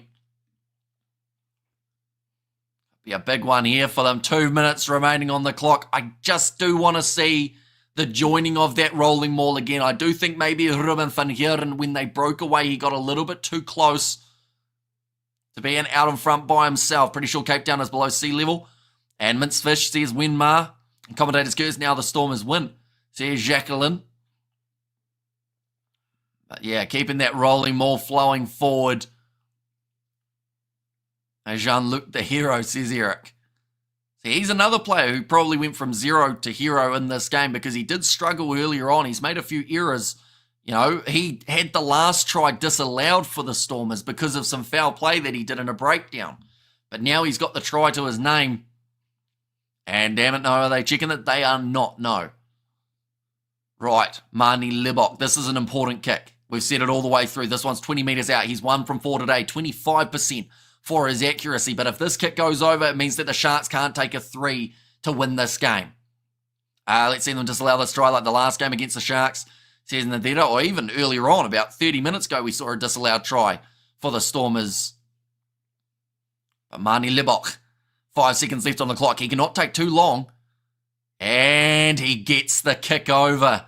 The Sharks need a try to win this game. The Stormers have got 5 points on the cusp of joining on to their score for the table. They just need 30 seconds to finish it off. Jean-Luc Duplessis using that power to get through. Jaden Hendrickse, was it knocked on by the Sharks? No. Ref says back. Now she says knock on. And that might be the end of the game. 15 seconds remaining. The Sharks have got the scrum against them. And big Frans Malherbe is back out there on the field. So all the Stormers need to do here is get this ball in, get it out, and they win this game. We have there the Sharks don't have time or even the ball. Says on the right, congrats Marnie, 25% kicking, good enough to be a box, says Erica. It's actually 40% now, has gone up to, with that kick going over. But his side are going to be the victors in this match, which is the big thing. They needed the points and they are going to receive them as long as they can get this scrum out the back door. John Dobson looking nervous on the sideline. He knows that this ball just needs to go in and out of the scrum as efficiently as possible. It's going to be put in. Paul de Vet waiting for this ball. He does put it into the pocket. Oh, Marty Libok fumbles it, but then kicks it into touch. Probably summarised his game a little bit, but he's got it out. And the Sharks have been defeated in Cape Town. The Stormers getting the bonus point win. And that now finishes their 2024 on a high. They break the 4-match winning streak of the Sharks. And we talked about the table. The Stormers will go from 13th all the way up to 6th. But of course, Edinburgh have shot up, so that will drop them to 7th. We're about to see who wins out of Benetton. I think Benetton might have won. Yes, they did, 24 points to 12. So Benetton go up as well. So the Stormers will finish the year in the top 8. And that actually drops Munster down, I believe, as well, with how it currently sits. The table is almost up to date. The one that I'm looking at. No, in fact, it's not. They haven't given Edinburgh their points as of yet, but we'll quickly get the table up before the end of this live stream. Even a blind squirrel finds a nut, says Danny, that's all. Sharks still get 1 point right, lose within 7. That is correct. So they do still get themselves some form of points from this game, but they'll be disappointed because this game was right on the cusp of being theirs, but they just didn't quite finish the job. Well done, the Stormers, says Lilia B. Well done, Stormers. Gutted like the Sharks, says Ruth. And also we have their Marnie of the match, says RJJ. Marnie is the man of the match, says New Dawn News. As is predicted, Stormers win with a bonus point, says Joked. And also thanks for the entertainment, Guppies. Thanks for the commentary, Hamish, says Wimma. And congrats, my Cape Tonian brothers and sisters, says Jacqueline. And the chat as well, couldn't care less. I'm a Cheetahs and Lions supporter. I don't like Western Province at all, says Albert. And it does sound like the Stormers played the better game. Well, in terms of the stats, they did have more in their favour in terms of possession and territory. How did the Stormers get the ball last minute? It was due to a knock-on from the Sharks. Unfortunately, off kickoff, they tried to retain it, couldn't slap it back in their favour. And from there, ball fell onto the side of the Stormers. Well, they had the scrum, which then fell in their favour because they got it out the back and kicked it into touch. Stormers showing great character to win that. Here's Jimbo. Right there with the man of the match, which was... Oh, Paul the Vet got man of the match. I guess when you think about it, when he came on the field for Herschel Yankees, that is when momentum did change a little bit. But not very often you see a guy off the bench get themselves... I saw the game. It was backwards by Blue, says Otaku. And there, I mean, I did see the game as well, and I thought it did go forward. We'll have another look at it, though, while we're at it, seeing as we have got the ability of doing so. And thank you so much, Hamish, for another wonderful year of superb rugby commentary. You're the best. I wish you a happy new year. Enjoy your holiday. Stay safe. Like I say, Stormers on 20 points at 9th. One moment, we'll go like this. Stormers in 8th on 21 is what I've got. They've gone ahead of Munster due to points differential and the fact that they've also lost less games. I think, Hamish, absolutely fantastic as always. Enjoy your time off. And may you have, and your family have a prosperous new year. And same to you, Jacqueline. Are we going to see you coming to South Africa next week for a tour? Nah. The budget does not extend to a South African trip at the end of the year, unfortunately. Maybe next year. Marius Yonka, man of the match. Sorry, big man. Says Meter. F the Stormers. Says Yucca. And thanks, mate. Says Neil. And well done, Stormers, bravo. Says Patrick. And Paul DeVette, the Bulls player, man of the match. No. Paul DeVette, the Stormers fella. I'm trying to think of who you're thinking of. Right, we're going to see the replay here. Yeah, no, unfortunately for Emmanuel Tachuka, he did get a hand to it and the momentum carried it forward. So it was a knock-on at the end of the contest, but I think that there was also a Stormers hand in there too. But, yeah, in the end, knock-on from Tachuka. No, unfortunately, that was probably one of the first things he got wrong in the game. Overall, he was pretty solid. Tachuka, I'm going to go drink gin with Ruth now and cry a little bit. See Jacqueline. I'm not sure what to say to that, Jacqueline. I would say try to enjoy the evening and the gin, I guess. What do you put in a gin? Is it like gin? I know there's tonic. What's that? That's tonic water, isn't it? What else goes with a gin? Like an orange slice? Is that a thing? Hey, if the Stormers says Yako again, Happy New Year to all. Says Gert. Happy New Year to you as well. And thanks so much. Enjoy your time off. Happy New Year, says Tessa. So yeah, we will be back for the next rugby that is taking place, which is going to be the second week of January, around the 12th. Just gin and tonic. And just tonic. Says Jacqueline. So putting an orange slice with a gin would be weird, would it? Maybe. Which team in terms of performance deserve to win this match? I think that Sharks defensively, but then saying that when you concede 4 tries, like there is a certain... at some stage, it does have to improve a little bit. And we know the Sharks, as a side, we've seen it in the stats. They concede a lot of points, but they score a lot. And in this game, they just weren't able to score enough. Stormers hanging on and getting that last-minute try.